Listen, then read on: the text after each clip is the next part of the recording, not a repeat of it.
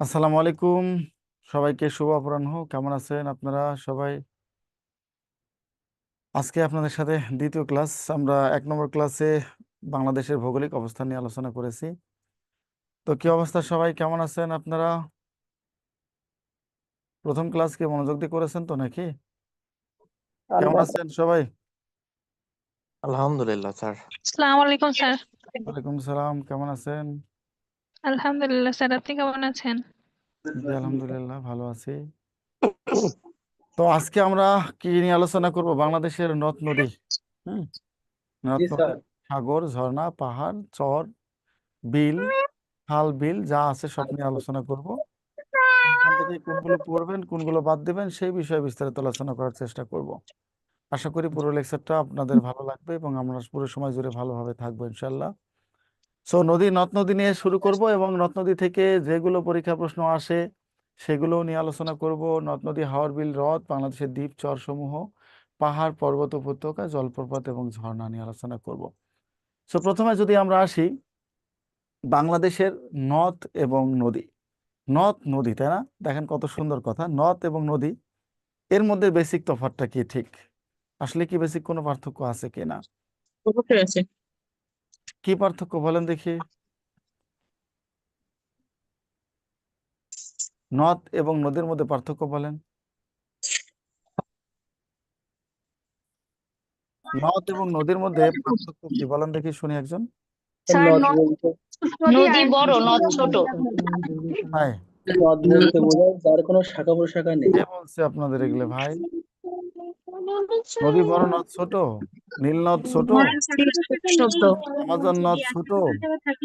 Sir, নদ হলো নদ বলতে স্যার যার কোনো শাখা প্রশাখা নেই, আর নদী বলতে নীল নদের শাখা আছে, ব্রহ্মপুত্র নদের শাখা আছে, ঠিক আছে। আচ্ছা যাই হোক, যেটা আপনাদের মনে চাইছে সেটাই বলেছেন, এনিওয়ে সমস্যা না। নদ এবং নদীর মধ্যে যদি আমি বলি, সেরকম একবারে বেসিক কোনো তফাৎ নেই। শুধু পুরুষবাচক এবং স্ত্রীবাচক শব্দের শেষে অ এবং আ এবং রি, অর্থাৎ শব্দের শেষে যদি অ থাকে সেটা নদ, অর্থাৎ পুরুষবাচক নাম যদি হয় সেটাকে নদ হিসেবে মূলত কি করা হয়, আখ্যায়িত করা হয়। আর শব্দের শেষে একার, আকার, ইকার এই ধরনের যেগুলো আছে সেগুলো হচ্ছে নদী। সেগুলো কি নদী। এছাড়াও আরো বেসিক তফাতের মধ্যে যেটা বলা হয় ব্যাকরণগত পার্থক্য, পুরুষ নাম থাকলে নদ, মহিলা নাম থাকলে নদী। শব্দের শেষে অ থাকলে নদ, শব্দের শেষে আ বা ই থাকলে নদী। আর অন্য সময় আপনারা অনেকে জানেন যে শাখা থাকলে নদ, শাখা না থাকলে নদ, এগুলো কিন্তু আর নাই, ভেঙে ফেলেছে এই অবস্থাগুলো। কারণ ব্রহ্মপুত্র নদেরও শাখা আছে এবং নীল নদেরও শাখা আছে। সো ওটা আর ব্যাকরণগতভাবে সত্যি নয়। যাই হোক, আমরা আজকে যেটা আলোচনা করব নদ নদী থেকে, নদ নদীর মধ্যে থেকে কি প্রশ্নগুলো আসতে পারে, আসার সম্ভাবনা আছে, সবগুলো প্রশ্ন নিয়ে আলোচনা করার চেষ্টা করব। প্রথমে আসি, বাংলাদেশ নদী গবেষণা ইনস্টিটিউট কত সালে প্রতিষ্ঠিত হয়? 1977 সালে। সবগুলো ধরে নেবেন, যেগুলো বলে দেব সবগুলো পরীক্ষার জন্য গুরুত্বপূর্ণ। বর্তমান নদী গবেষণা ইনস্টিটিউট কোথায় অবস্থিত? হারুকান্দি, ফরিদপুর।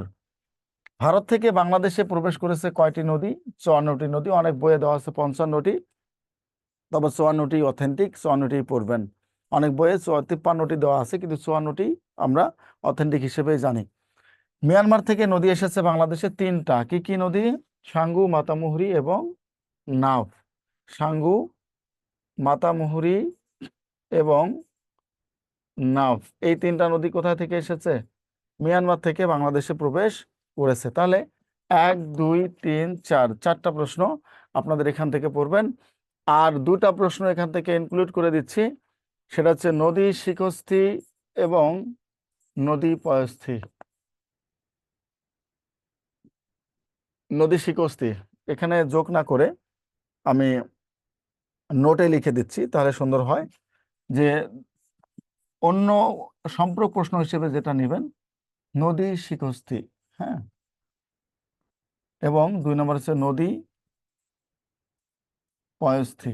এই 2টা প্রশ্ন পরীক্ষায় আসে, বারবার আসে, বিসিএসও আসছিল। সর্বমোট নদ নদী, সর্বমোট নদ নদী বাংলাদেশে কতটি? ওকে, নদীর শিকস্তি বলতে যেটা বোঝানো হয়, নদীর ভাঙনে সর্বশান্ত মানুষ। নদীর ভাঙনে কি, যারা সর্বশান্ত হারিয়ে ফেলে তাদেরকে কি বলা হয়? নদী শিকস্তি, সর্বশান্ত হারানো, ঠিক আছে, তাদেরকে বলা হয় কি? নদী শিকস্তি। তাহলে সর্বশান্ত মানে কি? সবকিছু হারিয়ে ফেলা। তো নদীর ভাঙনে সর্বশান্ত হারায় যারা, তাদেরকে নদীর শিকস্তি বলে। দেখেন, শিকস্তির আছে, সর্বশান্তের আছে, সুন্দর করে মনে রাখতে পারবেন এবং দিয়ে। নদী পয়স্থি কাকে বলে? নদী পয়স্থি হচ্ছে যারা মূলত নদীর চরে চাষাবাদ করে। নদীর চরে চাষাবাদ করা, চাষাবাদ করা মানুষ, অর্থাৎ যারা মূলত নদীর চরে চাষাবাদ করে তাদেরকে বলা হয় নদী পয়স্থি। তার মানে নদী যে চর আনলো, এই চরে মূলত চাষাবাদ করে যারা, তারা হচ্ছে নদী পয়স্থি। তাহলে শিকস্তি সর্বশান্ত হারিয়ে ফেললো, আবার ওই লোকগুলো যখন চরে চাষাবাদ করে তাদেরকে নদী পয়স্থি বলা হয়। এবং সবার শেষে যদি আমরা ধরি, সর্বমোট নদ নদী 14-15, নাকি 1415টি। কতটি? 1415টি হচ্ছে সর্বমোট নদ নদী বর্তমান বাংলাদেশে আছে। সো এটা বেসিক তথ্য। ওই উপরে যে তথ্যগুলো আপনাকে পড়াইলাম ওটার সাথে এটা অ্যাড করে নেন, শুধুমাত্র আপনার বইয়ে নাও পেতে পারেন বা আপনার শিটে নাও পেতে পারেন, সুতরাং এখান থেকে অ্যাড করে নেন, কোনো সমস্যা নেই। সো নদী শিকস্তি, নদী পয়স্থি, সর্বমোট নদ নদী বাংলাদেশে কতটা আছে, আর বাকি তথ্যগুলো আমাদের লেকচার শিটে আছে, সেখান থেকে আমি দেওয়ার চেষ্টা করব। লেখা শেষ? লিখেছেন কিনা? 78 দেওয়া আছে, ভুল আছে, 77-এ সত্যি তথ্য। ঠিক আছে, লেকচার শিটে ওটা ঠিক করে নেন। নদী গবেষণা 1977। আমি বেশ কয়েকটা ওয়েবসাইট থেকে শুরু করে অনলাইন ইয়েতে দেখেছি, সবগুলোতে দেখেছি 77-এ দেওয়া, 78 নেই। 77 যেটা বলেছি সেটাই সত্যি।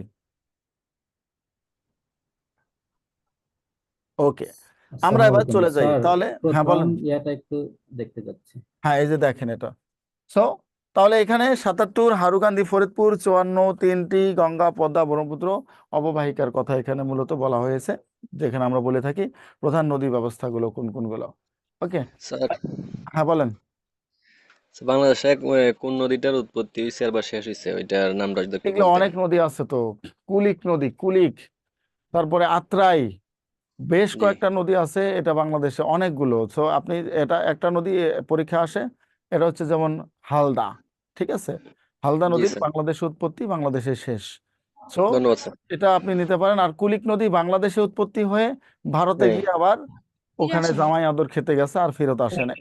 হ্যাঁ, আবার আরো কয়েকটা নদী আছে, আত্রাই নদী বাংলাদেশ থেকে ভারতে গিয়েছে আবার বাংলাদেশে ফেরত এসেছে, এরকম অনেক তথ্য আছে। হ্যাঁ, সো ধন্যবাদ স্যার। বাংলাদেশে উৎপত্তি, বাংলাদেশে জন্ম এবং শেষ, এটা হচ্ছে হালদা নদী। ঠিক আছে, ওকে, যাই হোক, যেখানে ছিলাম, তাহলে এখান থেকে 4টা তথ্য এবং ওখান থেকে যে 3টা বললাম, 3টা তথ্য পড়ে ফেলবেন। আমরা এবার ম্যাপের মাধ্যমে আপনাদেরকে যেটা দেখাবো সেটা হচ্ছে বাংলাদেশে যে বৃহৎ 5টি নদী ভারত থেকে এসেছে, এই ভারত থেকে আসা বৃহৎ 5টি নদীকে আমরা একটু দেখাবো। ভারত বলতে চীন থেকে এসেছে, তিব্বত থেকে এসেছে, যেখান থেকে আসুক না কেন, এই 5টি নদী বাংলাদেশে কোন পাশ হয়ে এসেছে, কোন পাশ হয়ে প্রবেশ করেছে এবং কোথায় থেকে উৎপত্তি হয়েছে আগে ম্যাপে দেখাবো, তারপর এগুলো টেকনিকে লেখাবো, তারপর মুখস্থ করাবো। তাহলে এখানে এটা শেষ হয়ে যাবে, আপনাদের নদী নিয়ে আর কোনো চিন্তা থাকবে না। প্রথমে আসি আমরা কোথায়, উত্তরবঙ্গে। উত্তরবঙ্গ থেকেই মূলত, উত্তরবঙ্গ দিয়েই মূলত 3টা নদী বাংলাদেশে কি করেছে, প্রবেশ করেছে। দেখেন, দেখা যাচ্ছে আমার মনে হয়। প্রথম যে নদী, এটা হচ্ছে গঙ্গা বা পদ্মা। কোন নদী? গঙ্গা বা পদ্মা। সবাই নাম শুনেছেন, পদ্মা বা গঙ্গা নদীর নাম শুনেছেন। এই যে গঙ্গা নদী এই পাশ হয়ে বাংলাদেশে প্রবেশ করেছে। কোথায়? বাংলাদেশে প্রবেশ করেছে। গঙ্গা নদীর ভারতের নাম হচ্ছে কি? গঙ্গা। এটার ভারতের নাম কি? গঙ্গা। বাংলাদেশে এসে এটার নাম কি হলো? পদ্মা। আর কোথায় প্রবেশ করেছে বলেন তো? চাপাই নবাবগঞ্জ হয়ে।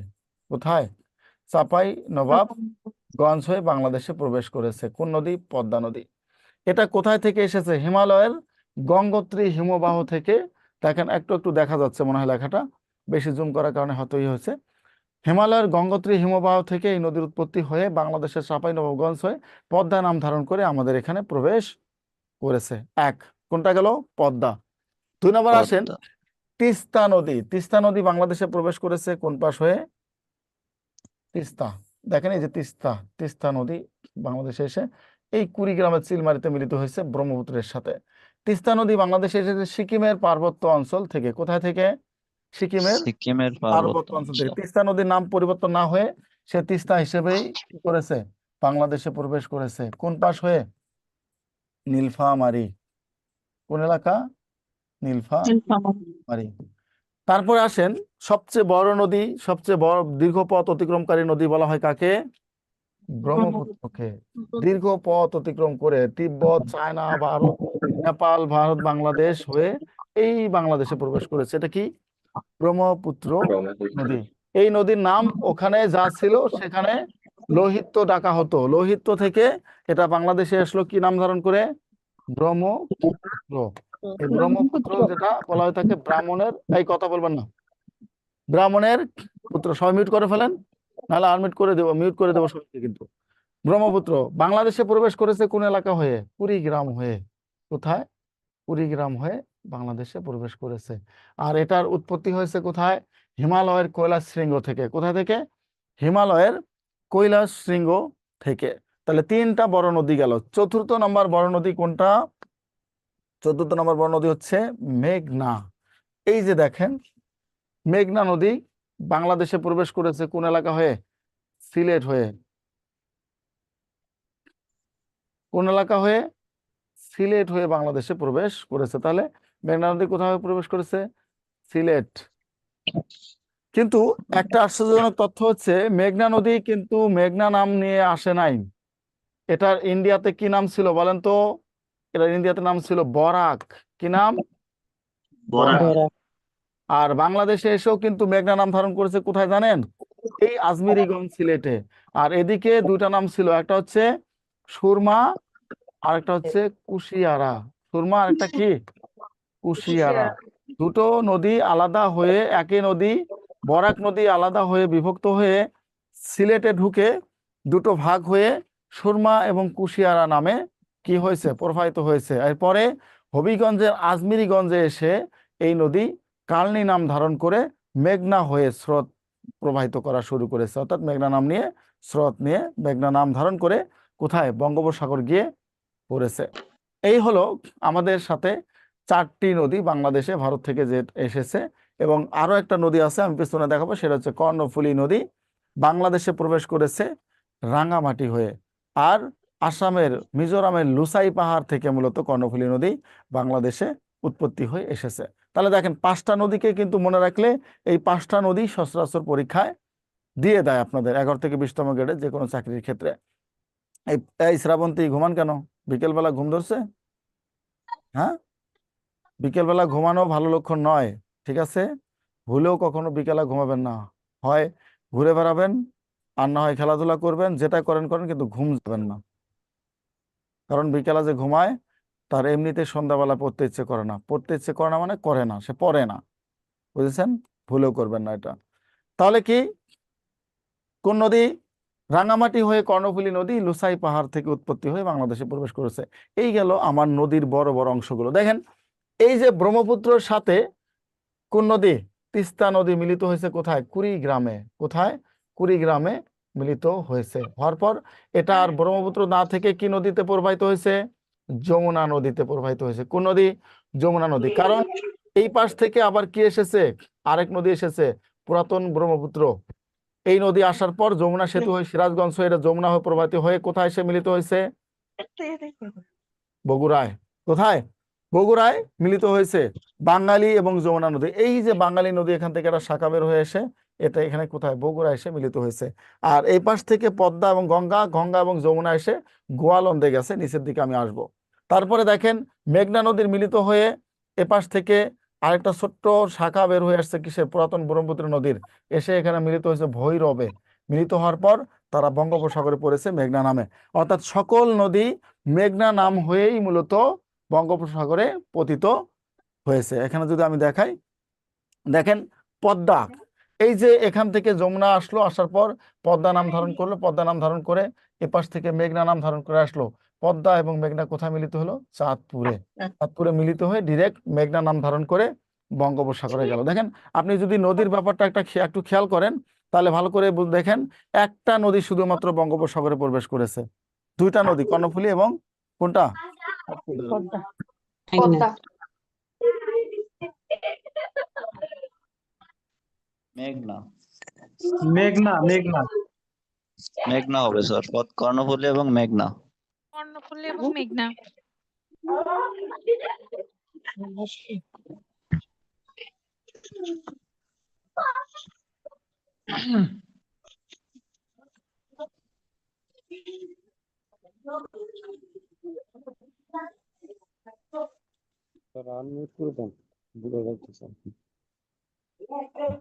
আচ্ছা, দুঃখিত, জাস্ট একটু ই করলাম। যেটা হচ্ছে দেখেন, বঙ্গোপসাগরে কিন্তু প্রবেশ করেছে একটা নদী।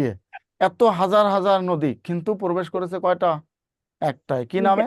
মেঘনা নামে। সবগুলোর গোড়া এসে এখানে চাঁদপুরে মিলিত হয়ে মেঘনা নামে বঙ্গোপসাগরে চলে গেছে। আর এই পাশ থেকে যে কর্ণফুলীর কথা যেটা বললাম, এই কর্ণফুলী নদী এই মিজোরাম হয়ে কোথায়? বঙ্গোপসাগরে প্রবেশ করেছে। একটাই মাত্র নদী, বড় নদী, সেটা মেঘনা। এই জন্য মেঘনা বৃহত্তম নদী। মেঘনা দীর্ঘতম নদী না, পদ্মা হচ্ছে দীর্ঘতম নদী, মেঘনা বৃহত্তম, মেঘনা প্রশস্ততম, মেঘনা হচ্ছে নাব্যতম। সব দিক থেকে মেঘনা ফার্স্ট। সো আমরা আসি দেখি, সো নদীগুলো তো এত দূরে এখানে দেখলাম ম্যাপে। এখন আমরা কিসের মাধ্যমে দেখবো? টেকনিকের মাধ্যমে দেখবো। সবাই খাতা কলম নেন, ছোট্ট একটা টেকনিক লিখে দিব, একবারে মুখস্থ হয়ে যাবে আশা করি। স্যার একটা প্রশ্ন ছিল। বলেন। তাহলে স্যার বিষয়টা হচ্ছে পদ্মা নদীটা শুধু মানে দীর্ঘতম আসলে শুধু পদ্মা, হ্যাঁ, আর দীর্ঘতম হলে বৃহত্তম পদ্মা, প্রশস্ততম আসলে আর বাকি সবকিছু মেঘনা। ঠিক আছে, আচ্ছা ঠিক আছে। দীর্ঘতম হলে পদ্মা, আর বাকি সকল কিছু কি হবে? মেঘনা হবে। এখন আমরা যেটা দেখব, এই নদীগুলোর উৎপত্তি হলো কিভাবে। এখানে আরেকটা তথ্য আপনারা লিখে নেন, সেটা হচ্ছে পূর্ব নাম, নদীর পূর্ব নাম। দেখেন, এগুলো সহজে মনে রাখা যায়। দেখেন, পদ্মা নদীর পূর্ব নাম কি? কৃত্তিনাশা। পদ্মা নদীর পূর্ব নাম কি? কৃত্তিনাশা। যমুনা নদীর পূর্ব নাম হচ্ছে জোনাই। ব্রহ্মপুত্রের পূর্ব নাম হচ্ছে লোহিত। আর একটা নাই, সেটা হচ্ছে মেঘনা। মেঘনা নদীর পুরাতন নাম বা পূর্ব নাম হচ্ছে বরাক। কি নাম? বরাক। এই যে এখানে একটু খেয়াল করে দেখেন, পদ্মাকে কিভাবে ঠিক মনে রাখা যায়। পদ্মাকে মনে রাখা যায়, বৃহত্তম হচ্ছে, বৃহত্তম এবং দীর্ঘতমের মধ্যে পার্থক্য হলো, যে নদী একসাথে বেশি পানি বহন করে সেটা হচ্ছে বৃহত্তম। আর দৈর্ঘ্যের দিক থেকে আপনি মনে করেন যে বাঁশের মতো চিকন হয়েছেন, লম্বা হয়েছেন অনেক, আপনার স্বাস্থ্য কম, আপনার কি শক্তি আছে? নাই। বৃহত্তম এই জন্য, বৃহত্তম কি চতুর্দিক থেকে যেটা কি সমানভাবে আগাবে। মেঘনা নদী বেশি পানি বহন করে, নাব্যতা বেশি, গভীরতা বেশি, তাই মেঘনা হচ্ছে বৃহত্তম নদী। আশা করি ক্লিয়ার। আর দৈর্ঘ্যের দিক থেকে শুধু লম্বা হয়েছে, শক্তি স্বাস্থ্য না থাকুক বা না থাকুক, শুধু লম্বা হয়েছে, এতটুকুই। ওকে, আমরা আসি। পদ্মা নদীর কীর্তিনাশা, তাই না? আমরা কি পড়ি? সর্বনাশা পদ্মা নদী, তোর কাছে শুধাই বল আমারে তোর কিরে আর কুল কিনারা নাই। রাইট? আমরা কিন্তু এটা গান জানি। সো সর্বনাশা থেকে কীর্তিনাশা, অর্থাৎ সবচেয়ে যে বেশি ক্ষতি করে। পদ্মা নদী বাংলাদেশের সবচেয়ে বেশি ভাঙে, এই জন্য এটা কীর্তিনাশা। ক্ষতি করে, সর্বনাশী, এই জন্য কীর্তিনাশা। মনে রাখবেন, জন্মভর এটা ভুলবেন না। মানে আমি যেভাবে বলবো এভাবে শুধু মনে রাখার চেষ্টা করেন। এরপর আসেন যমুনা। দেখেন, যমুনার প্রথমে জ এবং জুনাইয়ের প্রথমে জ। এটা যদি হিস্ট্রিটা বলি, সেটা হচ্ছে 1787 সালে যখন ভূমিকম্প হয়, 9 মাত্রার ভূমিকম্প হয়েছিল বাংলাদেশে। সো ওই ভূমিকম্পে যমুনা নদী, পুরাতন ব্রহ্মপুত্র যেটা ছিল, ব্রহ্মপুত্র নদী যেটা জামালপুর হয়ে বাংলাদেশে এসেছিল, এই ব্রহ্মপুত্র নদী তার গতিপথ চেঞ্জ করে ফেলে। মনে করেন কি হলো, যমুনা নদী আসছে তার মতো, হ্যাঁ, তার মতো করে আসছে যমুনা নদী, বহন হয়ে আসছে, সরি পুরাতন ব্রহ্মপুত্র নদী আসছে, আসার ফলে এভাবে এসে হঠাৎ করে দিক পরিবর্তন করেছে। কিরকম দিক পরিবর্তন করেছে? কিভাবে? ভূমিকম্প হওয়ার কারণে। ভূমিকম্প হওয়ার কারণে এদিকে কি মাটি উপরে উঠেছে, দিক পরিবর্তন করে আবার ভারতে চলে গেছে। এই নদীর একটা ছোট্ট কি বেরোছে? নালা। কি বেরোছে? নালা নদী। এটাকে এলাকার মানুষ কি ডাকতো? জোনাই খাল ডাকতো। কি ডাকতো? জোনাই খাল। এই জোনাই খাল থেকে পরবর্তী সময় আস্তে আস্তে পানির নাব্যতা বেড়ে বেড়ে বেড়ে বেড়ে বেড়ে সেটা কি নদীতে পরিবর্তন হলো? যমুনা নদী। সো জোনাই হচ্ছে যমুনা। তো যতে যমুনা যতে জোনাই, এই নদীটা আবার ঘুরে কোথায় কুড়িগ্রাম হয়ে ব্রহ্মপুত্র নাম ধারণ করে আবার বাংলাদেশে চলে আসছে। ঠিক আছে, তাহলে এই জন্য এটার নাম হচ্ছে পুরাতন ব্রহ্মপুত্র, আর যেটা নতুন ভাবে আসলো সেটা হচ্ছে ব্রহ্মপুত্র। ক্লিয়ার? সো এই জন্য পুরাতন ব্রহ্মপুত্রের শাখা হচ্ছে যমুনা নদী। তাই ব্রহ্মপুত্র নদীর শাখা যেহেতু আছে, সুতরাং ওই নদ নদীর পার্থক্যের মধ্যে শাখা নাই, এটা ভুল প্রমাণ হয়েছে সেখানে। ক্লিয়ার? সো এই জোনাই খাল পরবর্তীতে যমুনা নদীতে পরিবর্তন হয়। এই জন্য যতে যমুনা যতে জোনাই। স্যার হেই, নদ কথা নদীর বলেন মধ্যে পার্থক্যটা কি? হ্যাঁ হ্যাঁ হ্যাঁ, নদ নদীর মধ্যে পার্থক্য? একটু আগে বলেছি, আপনি প্রথমে ক্লাসে আসেন নাই, তাহলে প্রথম থেকে দেখেন আগামীকাল। তারপর আসেন ব্রহ্মপুত্র। ব্রহ্মপুত্রকে কিভাবে মনে রাখা যায়? দেখেন ব্রহ্মপুত্র, এখানে ব্রাহ্মণের পুত্র, এখানে নামটাও হচ্ছে হিন্দু, এই নামটা হচ্ছে হিন্দু। ব্রাহ্মণের পুত্র লোহিত্য। ঠিক আছে, কি মনে রাখবেন?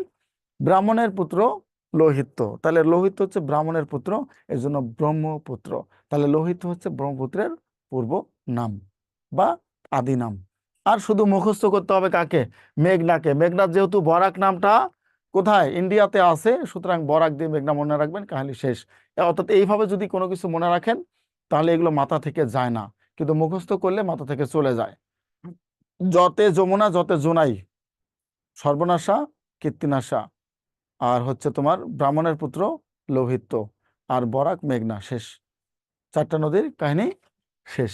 আমরা এখন যেটা দেখব, এই নদীগুলো বাংলাদেশে যে প্রবেশ করেছে, বাংলাদেশে উৎপত্তি হয়ে এসেছে, কোথায় থেকে বাংলাদেশে প্রবেশ করলো, এটা আমরা দেখব।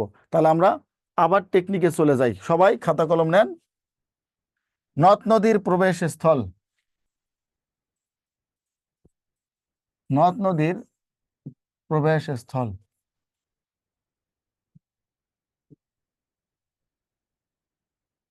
ওকে, এই প্রবেশ স্থলে আমরা এখন দেখব যে কিভাবে এটাকে মনে রাখা যায়। একবারে 5টা নদী একটা বাক্য দিয়ে শেষ করব।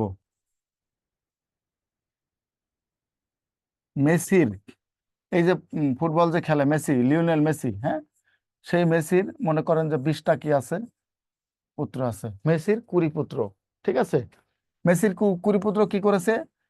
পদ্ম চাপাকে, পদ্ম চাপা, রাঙ্গা ফুলি, মনে করেন এগুলো মেয়ে, হ্যাঁ, রাঙ্গা ফুলি ও নীতির সাথে ঘুরতে গেল। কিসের? নীতির সাথে ঘুরতে গেল। শেষ। একটা বাক্য দিয়ে 5টা নদীর প্রবেশ স্থলগুলো মনে রাখা যায়। মেসির 20 পুত্র, পদ্মচাপা, রাঙ্গাফুলি ও নীতির সাথে ঘুরতে গেল। লিখে নেন, একবারে শেষ হবে। তো আমরা দেখি ঠিক কিভাবে কি হলো। মেসি, মেতে কি? মেতে হচ্ছে মেঘনা, সিতে সিলেট। তাহলে সিলেট হয়ে মেঘনা নদী বাংলাদেশে প্রবেশ করেছে। দেখেন কত সুন্দর করে মনে রাখা যায়। 20 পুত্র, 20তে কি? কুড়িগ্রাম। 20তে কি? কুড়িগ্রাম। আর পুত্র মানে ব্রহ্মপুত্র। ব্রহ্মপুত্র নদী কুড়িগ্রাম হয়ে বাংলাদেশে প্রবেশ করেছে। পদ্ম চাপা, পদ্মা, পদ্মা নদী বাংলাদেশে প্রবেশ করেছে চাপাই নবাবগঞ্জ, চাপাই নবাবগঞ্জ হয়ে। কোথায়? চাপাই নবাবগঞ্জ।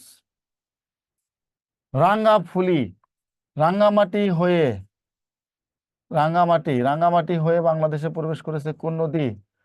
কর্ণফুলী। কোন নদী? কর্ণফুলী।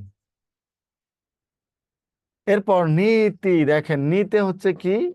নিতে হচ্ছে নীলফামারী, নীলফামারী।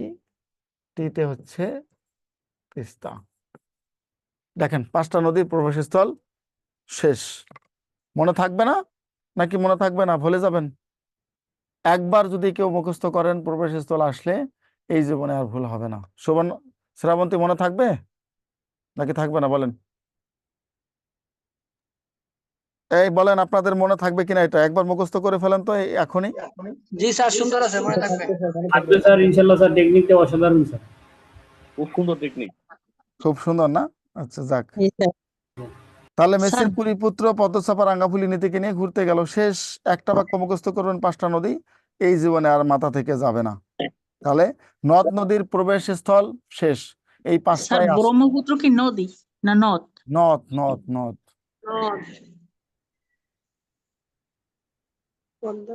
ঠিক আছে, তাহলে 5টা নদী আমাদের চলে গেল। এখন দেখি এই নদীর আমরা উৎপত্তি স্থলগুলোকে টেকনিকে মনে রাখা যায় কি না। যদিও সেটা টেকনিক হবে না, সেটা জাস্ট বোঝার ব্যাপার। যদি কেউ একবার বুঝে ফেলেন এই জীবনে আর ভুলবেন না, অর্থাৎ মাথা থেকে কখনো যাবে না। আমি জাস্ট বুঝিয়ে দিব, দেখি আপনারা কতটুকু পারেন বা কতটুকু বোঝেন। ওকে, এতটুকু শেষ, লেখা শেষ, স্যার জি স্যার শেষ। লিখে ফেলেন। এটাকে সংবিধান করে মনে করবেন, নদ নদী যেন এই জীবনে আর আপনার ভুল না হয়। ঠিক আছে, সংবিধানের মতো মনে করে ফেলবেন এটাকে। এবার আমরা আসি এইগুলোকে কিভাবে মনে রাখা যায়। উৎপত্তি স্থল, আমরা তো প্রবেশ স্থল মনে রাখলাম, তাই না? এখন উৎপত্তি স্থলটা দেখি কিভাবে মনে রাখা যায়। ভালো করে খেয়াল করিয়েন। হিমালয়ের গঙ্গোত্রী হিমবাহ থেকে কোন নদী এসেছে? গঙ্গা নদী। দেখেন, গঙ্গার প্রথমে কি আছে? গ। আর গঙ্গোত্রীর প্রথমে কি আছে? গ। যদি এপাশ ওপাশের ওয়ার্ড বর্ণ সব দূরেও চলে যায়, বাতও যায়, কিন্তু গঙ্গোত্রী লেখাটা গঙ্গায় থাকতে হবে, মানে পদ্মা নদী। অর্থাৎ গঙ্গোত্রী, গঙ্গা, গঙ্গা, গঙ্গোত্রী, প্রথম অক্ষর মিলে গেছে না? প্রথম অক্ষর কিন্তু মিলে গেছে। তাহলে গঙ্গোত্রী হিমবাহ থেকে গঙ্গা নদী বা পদ্মা নদী বাংলাদেশে উৎপত্তি হয়ে চলে এসে। তাহলে এখন দেখেন এই জীবনে আর ভোলার মতো আছে কিনা, এটা ভুলবেন না, কারণ মিলিয়ে দিয়েছি। দেখেন এবার তাহলে মেঘনা কিভাবে মেলে বলেন তো দেখি। মেঘনার ম, এখানে কি আছে? কোথায় ম আছে? মণিপুরের ম। অর্থাৎ মণিপুরের মেঘনার সাথে মণিপুর থাকতেই হবে। আপনাকে যদি দেয় যে মেঘনা নদীর উৎপত্তি স্থল কোথায়, আসাম থাকুক না থাকুক, মণিপুরের মণিপুর থাকবেই। মণিপুরের দক্ষিণে লুসাই পাহাড় থেকে কি এসেছে? মেঘনা নদীর উৎপত্তি হয়েছে। আর এবার আসেন ব্রহ্মপুত্র বা যমুনা, যেহেতু যমুনার শাখা নদী। ব্রহ্মপুত্র দেখেন তো এটা মেলে কিনা, এদিকে কিছু আছে কিনা মেলানোর মতো? কি আছে বলেন তো? একটা গুরুত্বপূর্ণ হিন্দু নাম আছে, আছে না? দেখেন কৈলাস আছে কি? কৈলাস আছে না? দেখেন, তাহলে আমরা সুন্দর করে ওখানে পড়েছি কি, ব্রাহ্মণের পুত্র লোহিত, এখানে শুধু পড়বো ব্রাহ্মণের পুত্র কৈলাস। তাহলে দেখেন এই পাশ ওপাশ যাই হোক না কেন, কৈলাস নাম থাকতেই হবে সেখানে। সুতরাং আমরা সুন্দর করে মনে রাখবো ব্রাহ্মণের পুত্র কৈলাস। ব্রহ্মপুত্র নদী কৈলাস শৃঙ্গ থেকে বাংলাদেশে উৎপত্তি হয়ে চলে এসেছে। ঠিক আছে, তাহলে 3টা নদীকে আমরা 3 ভাবে মনে রাখলাম: গঙ্গোত্রী, গঙ্গা, মেঘনা, মণিপুর, ব্রাহ্মণের পুত্র কৈলাস। এবার আমরা তিস্তা আর কর্ণফুলীটাকে আরেকটু অন্য টেকনিকে মনে রাখি। এখানে আমরা প্রথম অক্ষর দেখেছি, আর ওগুলোতে শেষ অক্ষর আর প্রথম অক্ষর দেখবো। কাহিনী শেষ, 5টা নদী, কোনো ভুলভাল হবে না। আসেন এবার তিস্তা আর কর্ণফুলী। দেখেন তিস্তার শেষে কি আছে? স। এখানে কোথায় স আছে দেখেন তো? সিকিমের স। তাহলে শেষ এবং প্রথম কি হয়েছে? মিলে গিয়েছে। তিস্তার স, সিকিমের স। এরপর কর্ণফুলী আপনারাই মেলান দেখি, মেলে কি না মেলে। কর্ণফুলীর লাস্টে কি আছে? ল। আর লুসাইয়ের প্রথমে কি আছে? দেখেন এপাশ মিজোরাম থাকুক বা না থাকুক, লুসাই নাম থাকতে হবে। সুতরাং লুসাই পাহাড়, কর্ণফুলীর ল, লুসাইয়ের ল, তিস্তার স, সিকিমের স, গঙ্গার গ, মণিপুরের ম, আর ব্রহ্মপুত্র কৈলাস। শেষ 5টা নদী। এইভাবে যদি মনে রাখতে পারেন, এই জীবনে কোনদিন নদ নদীর আর উৎপত্তি স্থল ভুলে যাবেন না। আমরা ম্যাক্সিমাম ক্ষেত্রেই নদ নদীর উৎপত্তি স্থল এবং প্রবেশ স্থল ভুলে যাই, বুঝেছেন তো? সো এই দুটো, এই জন্য আমি চেষ্টা করেছি আপনাদের। নেন নেন স্ক্রিনশট নেন। এটা তো উপরে যাবেন, এটা তো পিপিটি ফাইল, উপরে দিব কিভাবে?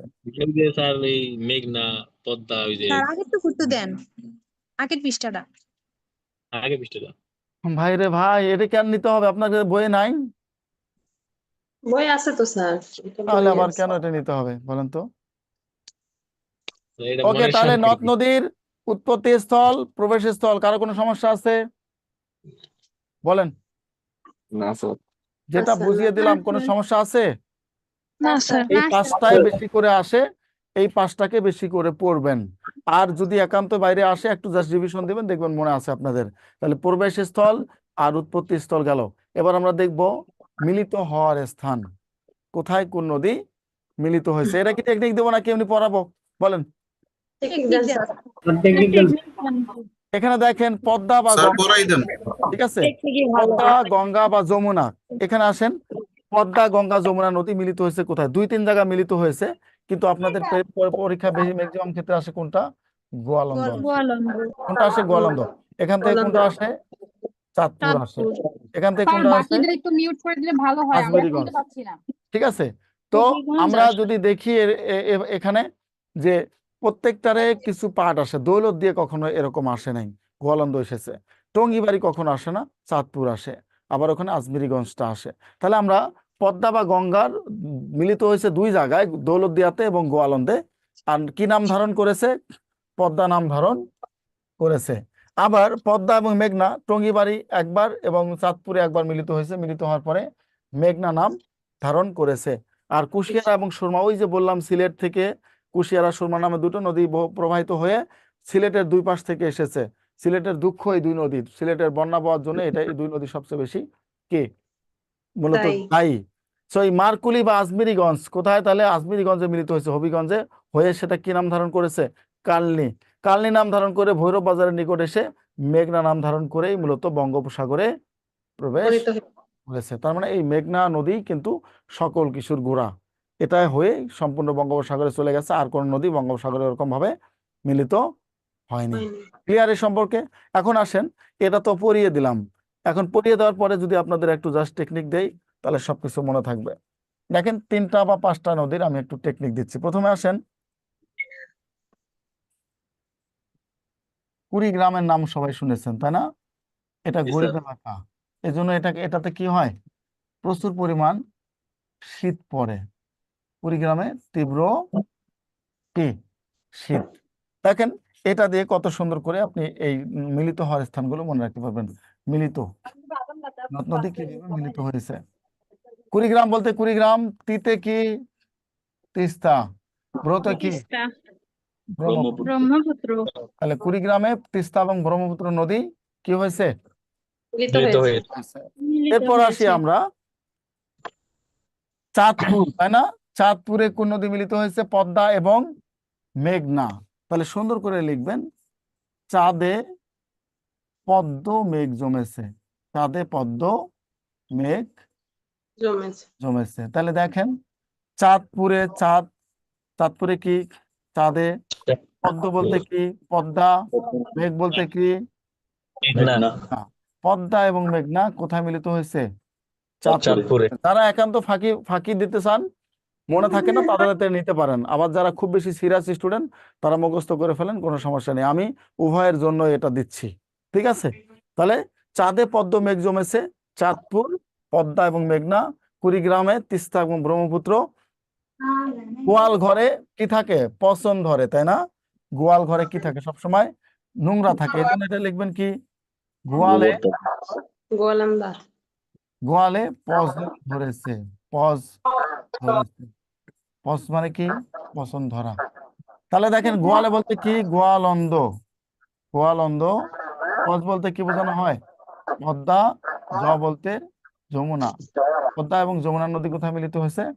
গোয়ালন্দে মিলিত হয়েছে। দেখেন এগুলো শর্টকাট দিয়ে আপনি কি করতে পারবেন? অ্যাটলিস্ট একেবারে যখন মনে থাকবে না, তখন নিজেকে ঝালাই করে নিতে পারবেন। আর যদি একবার শিখে যান, তাহলে আর কোনোদিন নদ নদী নিয়ে আপনার চিন্তা থাকবে না। মনে হবে যা আসে আসুক আমি পারবো, ঠিক আছে? যা আসে আসুক আমি পারবো। সো এখানে 3টা গেল, আর একটা আছে, সেটা পরীক্ষা আসে। মনে করেন আপনার বন্ধু কবির। সো কবির খুবই সুখী থাকে, সবসময় ধরে কি থাকে? সুখে থাকে। তাহলে আমরা কি, কবির এক সময় খুব কষ্টে ছিল, কিন্তু আজকাল কবির সুখে থাকে। সুন্দর করে লিখবেন, আজকাল কবির সুখে আছে। এটা দিয়ে দেখেন কি হয়।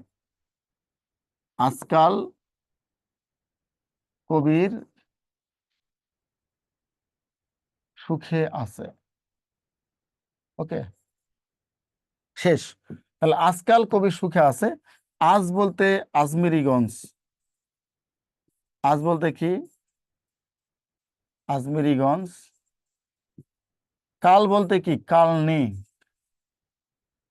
কালনি। কতে কুশিয়ারা, কুশিয়ারা। সুতে সুরমা। তাহলে দেখেন তো আজমিরিগঞ্জে কোন নদী মিলিত হয়েছে? কুশিয়ারা এবং সুরমা নদী মিলিত হয়েছে, হওয়ার পর কি নাম ধারণ করেছে? নাম ধারণ করেছে কালনি। কি নাম ধারণ করেছে? কালনি। আর এই কালনি নাম ধারণ করে মূলত ভৈরব বাজারে গিয়ে মেঘনা নাম ধারণ করে বঙ্গোপসাগরে পতিত হয়েছে। তাহলে আজকাল কবির সুখে আছে, কুশিয়ারা এবং সুরমা নদী আজমিরিগঞ্জে মিলিত হয়েছে, হওয়ার পর কালনি নাম ধারণ করে সেটা কালনি নাম ধারণ করে কিছু দূর প্রবাহিত হওয়ার পরে মেঘনা নাম ধারণ করে বঙ্গোপসাগরে চলে গেছে। এই যে চারটা নদী, চারটা নদীকে সুন্দর করে মনে রাখবেন। এগুলোর ক্ষেত্রে নদ নদীর প্রবেশস্থল, উৎপত্তি স্থল এবং মিলনস্থল তিনটাই আমি চেষ্টা করেছি আপনাদেরকে সহজ টেকনিকে বুঝিয়ে দেওয়ার জন্য, পড়িয়ে দেওয়ার জন্য, ম্যাপ দিয়েও বুঝিয়ে দিয়েছি। আর এর বাইরে আমার মনে হয় না যে আপনাদের কোনোভাবে বোঝানোর কোনো ক্রাইটেরিয়া আছে। ম্যাক্সিমাম ক্লাসে আপনারা ম্যাপ দিয়ে হয়তো বোঝাবে অথবা আপনাকে পড়িয়ে বোঝাবে। আমি 3 ধরনের টেকনিক ফলো করেছি। যারা একেবারে বোঝেন না তারা টেকনিকে পড়বেন, যারা মোটামুটি মিডিয়াম বোঝেন তারা পড়াশোনা করবেন, পড়ে মুখস্থ করবেন, যারা এক্সপার্ট বোঝেন তারা ম্যাপ দেখে মুখস্থ করবেন, হয়ে যাবে। ঠিক আছে?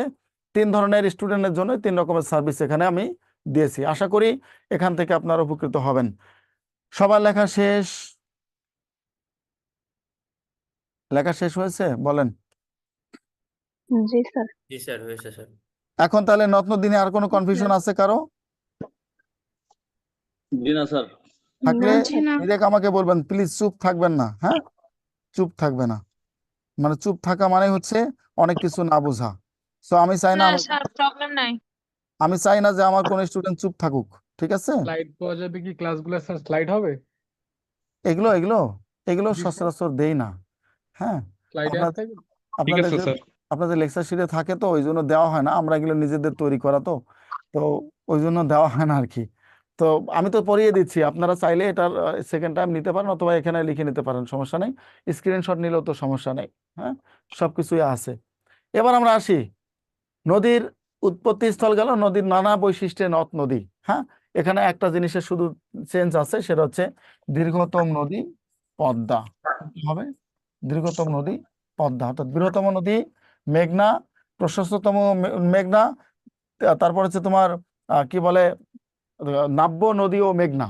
আর শুধুমাত্র একটা আছে, সেটা হারিয়েছে, দীর্ঘতম নদী মেঘনা তার বৈশিষ্ট্য হারিয়েছে দৈর্ঘ্যের দিক থেকে। আশা করি খুব শীঘ্র ওভারকাম করবে, আবার বৈশিষ্ট্য পেয়ে যাবে। সো বৃহত্তম নদী, প্রশস্ততম নদী, নাব্যতম নদী, সবগুলোই গভীরতম নদী, সবে হচ্ছে কি? মেঘনা। মেঘনা। শুধুমাত্র একটা জায়গায় দৈর্ঘ্যটা হারিয়েছে, সেটা হচ্ছে পদ্মা। এতটুকু মনে রাখবেন। আর বাকিগুলো সবগুলোর দিক থেকে মেঘনা এখনো ফার্স্ট।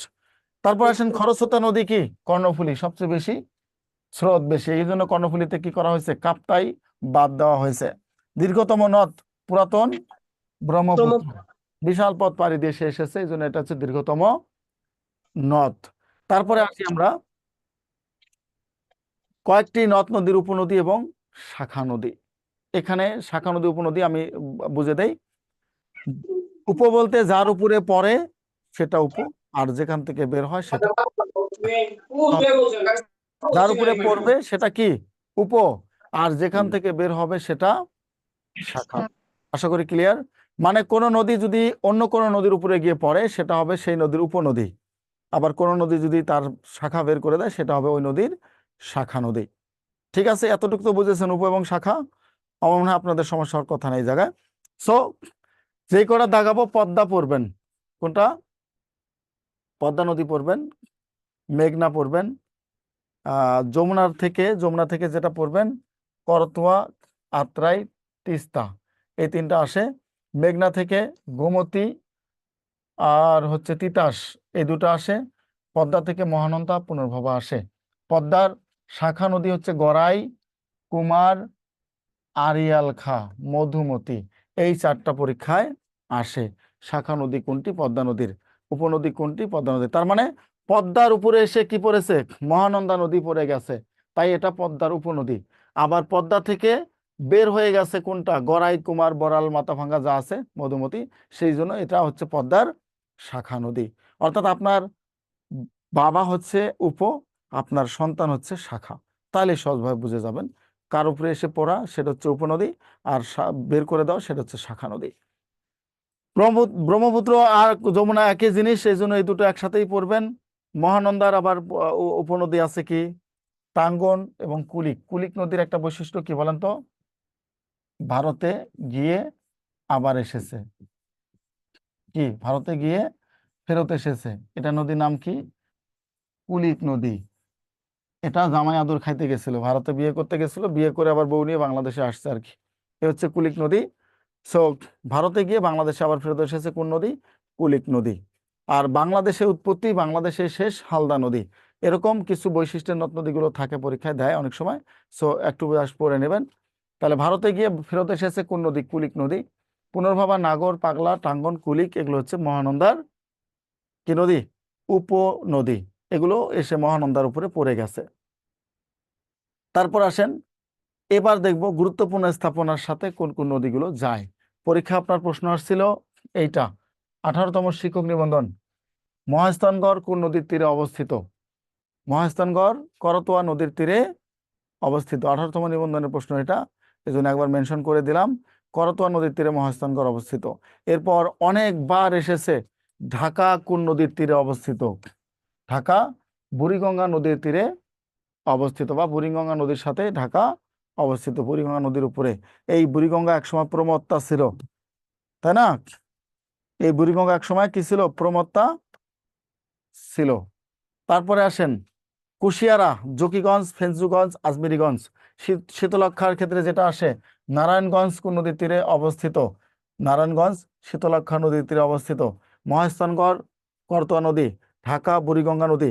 আর একটা দুটা নেন, যেমন এখানে লিখে দিচ্ছে একটু, আর দুই একটা নদী হচ্ছে তোমার কুমিল্লা। কুমিল্লা কোন নদী বলেন তো? এটা হচ্ছে তোমার কি নদী? গোমতী। গোমতী নদী কুমিল্লা, ঠিক আছে। নারায়ণগঞ্জ, শীতলক্ষা, এইগুলোই বেশিরভাগ আসে। এর বাইরে আমরা নদীর সাথে নদীর বন্দর কেন্দ্রিক আমরা কিছু পাইনি। চট্টগ্রাম কোন নদীর তীরে বলেন তো দেখি? চট্টগ্রাম কর্ণফুলী, তাই না? কর্ণফুলী নদীর তীরে চট্টগ্রাম অবস্থিত। সো এই 3-4টা বা 5টা তথ্য এনাফ, আর বেশি পড়া দরকার আপনাদের জন্য। 11 থেকে 20তম গ্রেডে আসে না ঠিক একটা। এরপর আমরা আসি নদ নদীর থেকে আর কি আসতে পারে। প্রশ্ন নিচ্ছি, দেখি কয়টা পারেন। টেকনাফ কোন নদীর তীরে অবস্থিত বলেন তো দেখি? টেকনাফ কোন নদীর তীরে অবস্থিত? এই যে দেখেন টেকনাফের ছবিটা আমি এখানে নিয়েছি, কি সুন্দর, তাই না? জি স্যার।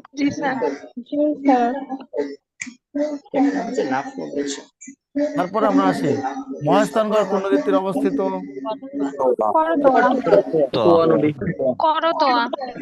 করতোয়া।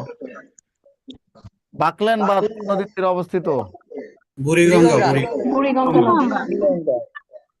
বুড়িগঙ্গা নদীর তীরে বাকলেন বাঁধ অবস্থিত। তারপরে দেখি আমার প্রশ্ন আছে কিনা। ধানসিঁড়ি নদী কোন জেলায় অবস্থিত? ঝালকাঠি, তাই না? আমায় যেতে দে না একবার ধানসিঁড়ি নদীর তীরে, কিনা একটা কবিতা আছে না? এই ধানসিঁড়ি নদী, নামটাই কেমন জানি সুন্দর সুন্দর লাগে, তাই না? ওকে, এবার আমরা আসবো হাওর, বিল, হ্রদ এবং লেক। আশা করি নদ নদী আমাদের শেষ। এখন হাওর, বিল, হ্রদ, লেক, এইটা থেকে কিছু বোঝানোর আপনাদের আছে। তো সে কিগুলো কি, কোনটা কি একটু বোঝাই। হাওর কি, বিল কি, হ্রদ কি, লেক কি? আপনারা অনেকেই এটা ঠিক বোঝেন না। হাওর, বাওর, বিল, ঝিল, ঠিক আছে? হাওর, বাওর, বিল, ঝিল, হ্রদ বা লেক, 5টা জিনিস।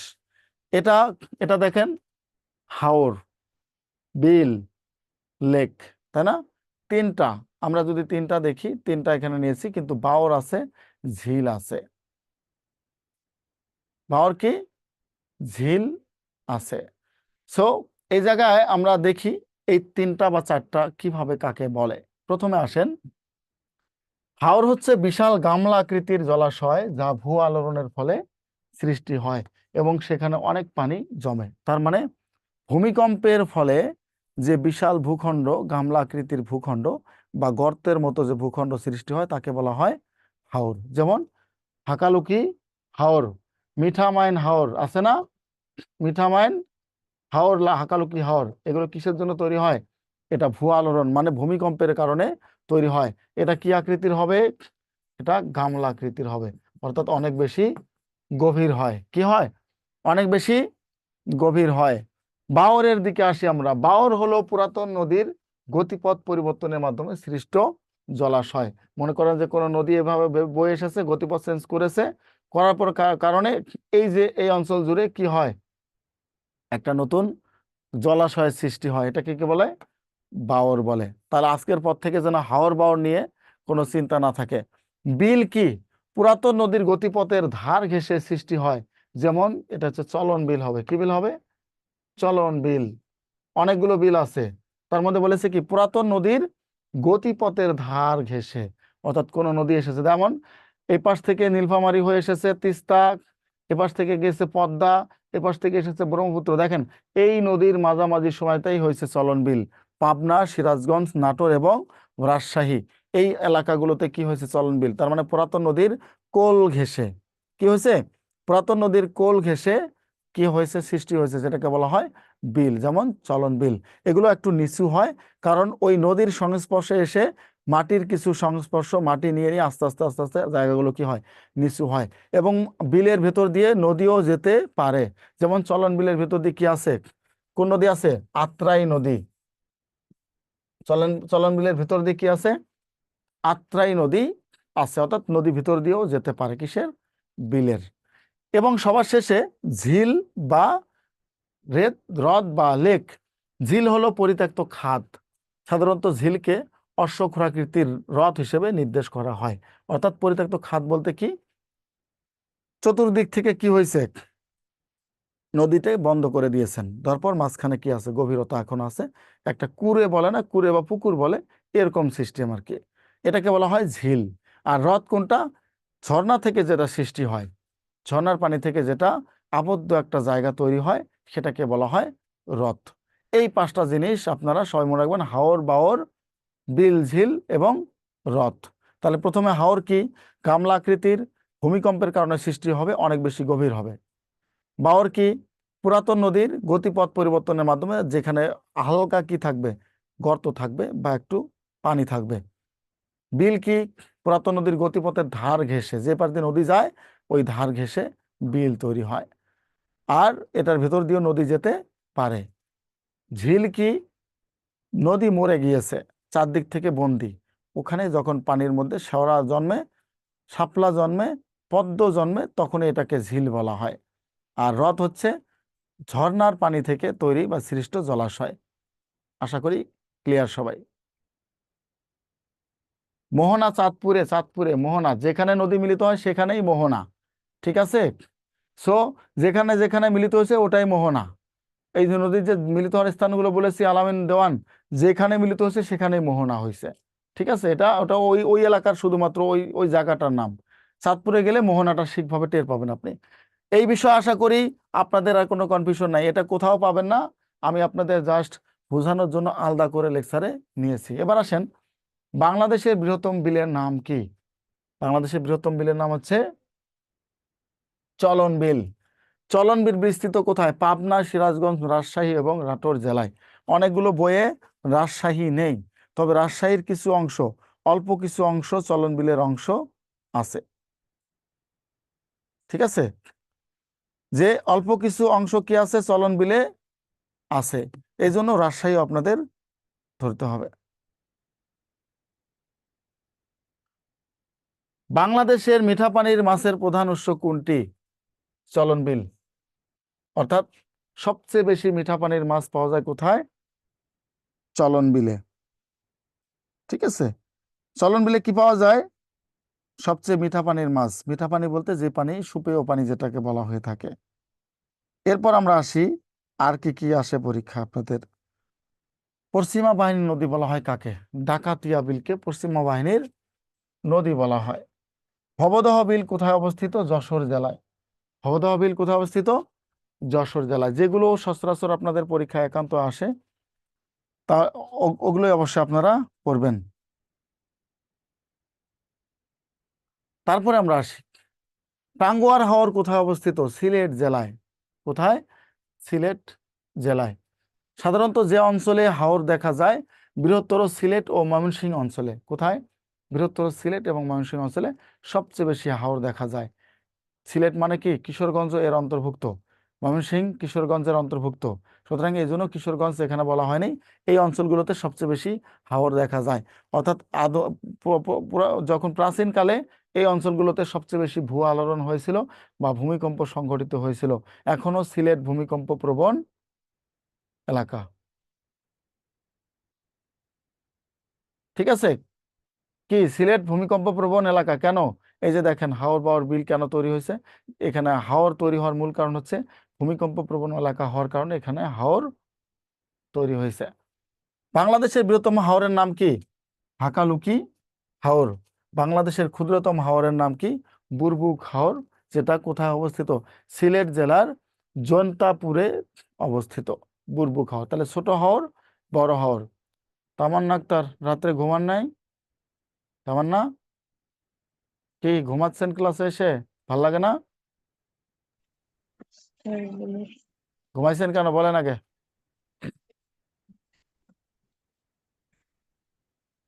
তামান্না কেন ঘুমাইছেন বলেন? রাত্রে ঘুম হয় নাই? না স্যার, ঘুম হয়েছিল স্যার, চোখ লেগে গিয়েছিল। হ্যাঁ হ্যাঁ হ্যাঁ। আচ্ছা, যাই হোক, যেটা বলি, যদি ঘুম একমাত্র নাই হয়, অনেকের সংসারের কারণে ঘুম হয় না। ঠিক আছে? সাংসারিক বিভিন্ন কাজকর্ম থাকে, রাত্রে ঘুম হয় না। অনেকে আবার পড়াশোনার জন্য ঘুম হয় না। এখন আপনারা যে কোনটার জন্য ঠিক ঘুমান না সেটা তো জানি না। অনেকে আবার বেবি আছে, ছোট বেবি, ছোট বাচ্চা আছে। জি স্যার, আমার 6 মাসের বেবি আছে তো।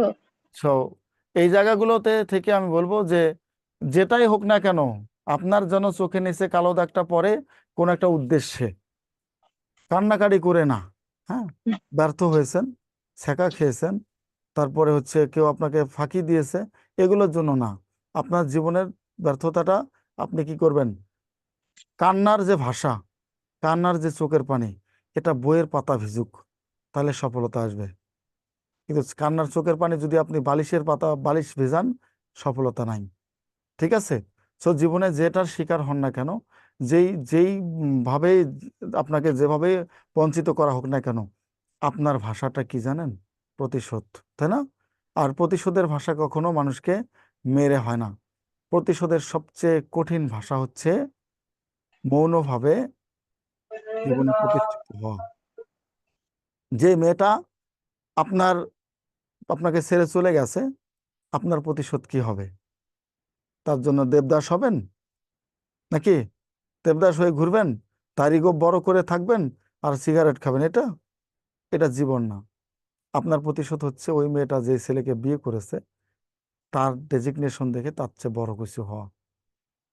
দেখবেন আপনার প্রতিশোধ নেওয়া লাগবে না, কারণ ওই মেয়ে সারা জন্মে আপনার এই ডেজিগনেশনের জন্য কান্নাকাটি করবে। আমি কাকে ছেড়ে কাকে ধরেছি। মেয়েদের ক্ষেত্রেও সেম অবস্থা। যদি কোনো সুন্দরী মেয়েকে নিয়ে এসে চলে যায়, যাক, সমস্যা নেই। আমি যদি কোয়ালিটি গেইন করতে পারি, ওই আমার যে যে ছিল তার চেয়েও অনেক ভালো ছেলেকে বিয়ে করতে পারবো। আমার পরিচিত এক ছোট বোন আছে, ইউনিভার্সিটি লাইফে খুব বেশি আহ্লাদি ছিল। আহ্লাদি বোঝেন তো? তার লাইফটাই ছিল মানে শুধু ঘোরাফেরা, নাচ গান, কালচারাল ইভেন্টে। ঠিক আছে? তো সেকেন্ড ইয়ারে গিয়ে এক ছেলের সাথে বিয়ে হয়, বাংলাদেশ ব্যাংকের এডি। এডি না, তখন ডিডি হয়েছে আর কি, ডেপুটি ডিরেক্টর। মেয়ে দেখতে সুন্দর, তাই হয়তো বিয়ে হয়ে গেছে। কিন্তু এই ছেলে 2 বছরের মধ্যে এই মেয়ের প্রতি ইন্টারেস্ট হারাইছে। মেয়ের সাথে তার কোনো ওরকম ভাবে কানেক্টেড না। সো এ তো মেয়ে আবার সব জায়গায় ঘুরে বেড়ায়, সবার সাথে আড্ডাবাজি করে, গান নাচ সবগুলো করে। এই ব্যাপারগুলো ওই ছেলের পছন্দ হয় নাই, তাই তাকে 4র্থ বর্ষে গিয়ে ডিভোর্স দেয়। ঠিক আছে? মানুষের ঘুরে ওঠার কোনো বয়স লাগে না। ম্যারিড একটা পার্সন, ম্যারিড একটা ম্যান, সে 4র্থ বর্ষে গিয়ে নিজেকে বুঝতে পারে যে আমি রাইট ট্র্যাকে নাই। আর তাই জন্য আমাকে কি করা হলো, ডিভোর্স করা হলো, ডিভোর্স দেওয়া হলো। মেয়ে জেদ করলো যে সে বাংলাদেশ ব্যাংকের ডিডি জন্য আমার সাথে এরকম করলো, মন মতো টিস্যুর মতো আমাকে ছুঁড়ে ফেললো। আমি দেখবো আসলে কি করা যায় জীবনে। সে সকল কিছু থেকে নিজেকে গুটিয়ে নেয়। যে মেয়েটা সবাই সবসময় দেখতো, সে মেয়েটা সেখানে আড্ডাবাজিতে নাই, বাড়িতে গেল, পড়াশোনা শুরু করলো, দুটা টিউশন করতো। এরপর তারপরে সে সারাদিন লাইব্রেরিতে সময় কাটাইতো। অনার্স পাশের পরে মূলত তার জীবনের এই সমস্যাটা। সারাদিন লাইব্রেরিতে সময় কাটাইতো, দুটা টিউশন করতো, লাইব্রেরিতে যেত। অর্থাৎ একটা ভবঘুরে মেয়ে ঠিক কিভাবে, মানে এত বড় কঠিন সিদ্ধান্ত, খুবই টাফ না? খুবই টাফ ছিল তার জন্য। কিন্তু সে দিনের পর দিন পড়াশোনা করেছে। 41তম বিসিএস দিয়েছে, টেকে নাই। 43তম বিসিএস দিয়েছে, সে প্রিলি টিকেছে, কাউকে বলে নাই। রিটেন টিকেছে, কাউকেই বলে নাই। ভাইবা দিয়েছে, তারপরও কাউকে বলে নাই। বুঝলেন ব্যাপারটা? শুধু জেদ, শুধু জেদের কারণে সে এত দূর পড়াশোনা করেছে, না খেয়ে না দে দিনে রাতে একাকার করে পড়াশোনা করেছে। সো যখন গেজেট হয়, রেজাল্টের সময়ও কাউকে বলে নাই। যখন গেজেট হয় তখন সে পোস্ট করেছে ফেসবুকে। এই 2 বছরের মধ্যে তার কোনো ফেসবুকে সে আসে নাই। ঠিক আছে, আপনাদের বলবো না আসেন না, কিন্তু জেদ করেন। সে ফেসবুকে আসে নাই, তখন সে পোস্ট করেছে আলহামদুলিল্লাহ প্রশাসন ক্যাডার। সো এখন সে প্রশাসন ক্যাডার নাকি তার কোনো ব্যক্তি প্রশাসন ক্যাডার, এটা সবাই বুঝতে পারলো না, পাজল হয়ে গেছে। বন্ধুরাও অবাক। এখন সবাই কমেন্ট করা শুরু করলে যে কার প্রশাসন ক্যাডার হয়েছে। তার কারণ সে যে আসলে প্রশাসন ক্যাডার হবে এটা সবার ধারণার বাইরে ছিল। ঠিক আছে, জেদ কাকে বলে। দিনের পর দিন পরিশ্রম করেছে, কাউকে আর কারো সামনে আসে নাই, কোনো কিছুর দিকে সে তাকায়নি, শুধুমাত্র ওই একটা জেদ, আমাকে সে বাংলাদেশ ব্যাংকের ডিডি হওয়ার কারণে ডিভোর্স দিয়েছে, আমি দেখব এই জীবনটা কিভাবে পাল্টানো যায়। তো সে আলহামদুলিল্লাহ প্রশাসন ক্যাডার লিগে যখন পোস্ট করলো, সবাই তাজ্জব, কি বলে এসব কথাবার্তা, কেমনে সম্ভব। সে তখন লিখছে বিশাল এক ইতিহাস, তার জীবনে কতটা সে মানে বাস্তবতার শিকার হয়েছে, কতদিন সে কান্না করেছে, কিন্তু কান্নাকে সে শক্তিতে রূপান্তর করেছে। সে চাইলেই পারতো কান্নাকাটি করে জীবনটা শেষ করে দিতে, করে নাই। কি করেছে? আমাকে কেউ একজন ডিভোর্স দিয়েছে, আমাকে কেউ অবহেলা করেছে, আমি অবহেলার প্রতিশোধ নিব কিভাবে? লেখাপড়া দিয়ে, চাকরি দিয়ে, যোগ্যতা দিয়ে। সে তখন প্রশাসন ক্যাডার আলহামদুলিল্লাহ পড়লো, সবাই একেবারে ঢাকঢোল পিটানো। আমরা নিজেরাও বিশ্বাস করিনি এটা সম্ভব হওয়ার কথা। এই প্রশাসন ক্যাডার 3 বছর হলো জয়েন করলো। 3 বছর পরে সে থানার মানে উপজেলা নির্বাহী অফিসার ইওনোকে বিয়ে করেছে। বুঝেছেন প্রতিশোধ কাকে বলে? এখন বলেন তো, তার মতো এই বাংলাদেশ ব্যাংকের 10টা ডিডি গিয়েও কি ইওনোর মতো হতে পারবে? নির্বাহী অফিসার মতো হতে পারবে? সম্ভব না। সো ডিভোর্স হওয়ার পরেও সে ইওনোকে বিয়ে করেছে। খেয়াল করে দেখেন, জেদের কারণে। এখন তারা সুখে জীবন যাপন করতেছে। ওই ডিডি এখন কি করতেছে? হয়তো তার লাইফস্টাইল দেখতেছে, দেখে কান্না করতেছে, আর না হয় আফসোস করতেছে যে জীবনে একটা ভুল হয়তো করে ফেলেছি। সো প্রতিশোধ বলে এটাকে, বুঝেছেন? যে আপনাকে 10 হাত দূরে ফেলবে, আপনি তাকে 100 গজ দূরে ফেলে দিবেন। সে আমার ছিল না, সে আমার না। কারো জন্য কখনো বালিশ ভেজাবেন না, নাথিং। কারণ বালিশ ভেজাবেন কি জন্য? সে তো আপনার ছিলই না, তার জন্য বালিশ ভেজানোর তো কোনো কারণ দেখি না। আছে? ভাই, কখনো না। প্রতিশোধ নেবেন এইভাবে। কেউ আপনাকে সারাদিন অপমান করেছে, তার সামনে গিয়ে সুন্দর একটা হাসি দিয়ে চলে আসবেন। এর চেয়ে বড় প্রতিশোধ আল্লাহর দুনিয়া তার নাই। সে ভাববে আমার সারাদিনের যা কিছু বলছি সব বৃথা গেল। দেখবেন চিংড়ি মাছের মতো লাফালাফি করবে, যে এত কিছু বললাম, একটু লজ্জাও হলো না, তার প্রতিশোধ হয়ে গেছে। মারামারি করে, কান্নাকাটি করে, নিজের জীবন ধ্বংস করে কখনো প্রতিশোধ হয় না। বুঝেছেন তো? আশা করি ক্লিয়ার। ওকে, অনেকে ভুক্তভোগী বলতেছে, যাক, আমার কথার সাথে মিলে যাচ্ছে নাকি? তাহলে ক্ষুদ্রতম হাওরের নাম হচ্ছে কি? বুরবুক হাওর। এই যে অনেকে কান্নাকাটি মনে করে ফেলতেছেন, শামসুন্নাহার কি সমস্যা? এবার আসেন, আমরা আসি ঐতিহ্যবাহী হাকালুকি হাওর বাংলাদেশের কোন অঞ্চলে অবস্থিত বলেন তো দেখি। কারো যদি একান্ত ব্যক্তিগত কোনো ইয়ে থাকে এখানে শেয়ার করেন, আমি চেষ্টা করবো আপনাকে একটু হলেও মোটিভেট করার জন্য। ঠিক আছে? এটা কোনটা হবে? সিলেট ও মৌলভীবাজার। সিলেট এবং বাজার।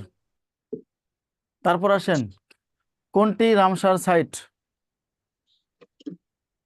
রামসার সাইট বলতে কি জানেন? টাঙ্গুয়ার হাউস। এটা হচ্ছে ইরানের রামসার নামক স্থানে কি করেছিল, একটা 1971 সালে 72 সালে একটা বৈঠক হয়েছিল, 71-72-এ এই ইরানের রামসার নামক, এইখানে যেহেতু এই কনভেনশনটা হয়েছিল, এই জন্য ওই রামসারের নামানুসারে রামসার সাইট বলা হয়। অর্থাৎ বিলুপ্ত প্রায়, এই প্লিজ কার কথা রিপিট হচ্ছে, মুত্তাকিন, বিলুপ্ত প্রায় যে সকল আমাদের ঐতিহ্য আছে, যে সকল আমাদের সংরক্ষিত এলাকা আছে, বা বিলুপ্ত প্রায় যে সকল আমাদের এরকম হাওর বাওর আছে, সেগুলোকে রক্ষা করার জন্য এখানে মানুষের উপস্থিতি কি করা হয়, লিমিটেড করা হয়, অনুমতি ছাড়া সেখানে যেতে দেওয়া হয় না। এটাই হচ্ছে কি হাওর, এটা হচ্ছে রামসার সাইট। এই জন্য বাংলাদেশের কোনটা, টাঙ্গুয়ার হাওর হচ্ছে রামসার সাইট। আর আরেকটা আছে, সেটা কি জানেন, সুন্দরবন। আরেকটা কি, সুন্দরবন। ভবদহ বিল কোন জেলায় অবস্থিত বলেন তো? মিউট করা, আপনারা ছিলাম জন্য আপনাদের মিউট করে দেই। যারা উত্তর দিবেন উত্তর দিয়ে আবার মিউট করেন। যশোর। মিউট করেন সবাই। যশোর জেলা। তারপরে আসি, বঙ্গোপসাগর এবং সমুদ্র সৈকত, এটা মনে হয় ফার্স্ট ক্লাসে আমি একটু পড়িয়েছি, তারপর এখান থেকে একটু পড়াই। সোয়াজ অফ নো গ্রাউন্ড অন্য যে নামে পরিচিত, কি নাম? গঙ্গা খাত বা বঙ্গ খাত। এটার আরেকটা নাম আছে কি, submarine canyon. Submarine canyon. So Banga খাত, গঙ্গা খাত, সাবমেরিন ক্যানিয়ন এবং সোয়াজ অফ নো গ্রাউন্ড, সবগুলো হচ্ছে একটার নাম। ওকে, বাংলাদেশের সমুদ্র সীমার দৈর্ঘ্য কত? 711 কিলোমিটার। বাংলাদেশের বিশ্বের বৃহত্তম সমুদ্র সৈকতের দৈর্ঘ্য কত? 120 কিলোমিটার। বাংলাদেশের পর্যটন রাজধানী বলা হয় কাকে? কক্সবাজারকে। পর্যটন রাজধানী বলা হয় কক্সবাজার বা কক্সবাজারকে। তাহলে এখানের এই কয়টা তথ্য আশা করি সমস্যা নাই আপনাদের। তারপরে আসি, সোয়াজ অফ নো গ্রাউন্ডের আরেকটা নাম কি বলেন দেখি? বঙ্গোপসাগরের একটি বঙ্গোপসাগরের একটি খাদের নাম। বঙ্গোপসাগরের একটি খাদের নাম। বঙ্গোপসাগরের একটি খাদের নাম। খাদের নাম, ওকে রাইট। তারপরে আমরা দেখি কি আছে, কক্সবাজার ছাড়া বাংলাদেশের আর একটা আকর্ষণীয় পর্যটন অনুকূল সমুদ্র সৈকতের নাম কি? কুয়াকাটা, তাই না? জি স্যার। কুয়াকাটা, পটুয়াখালী।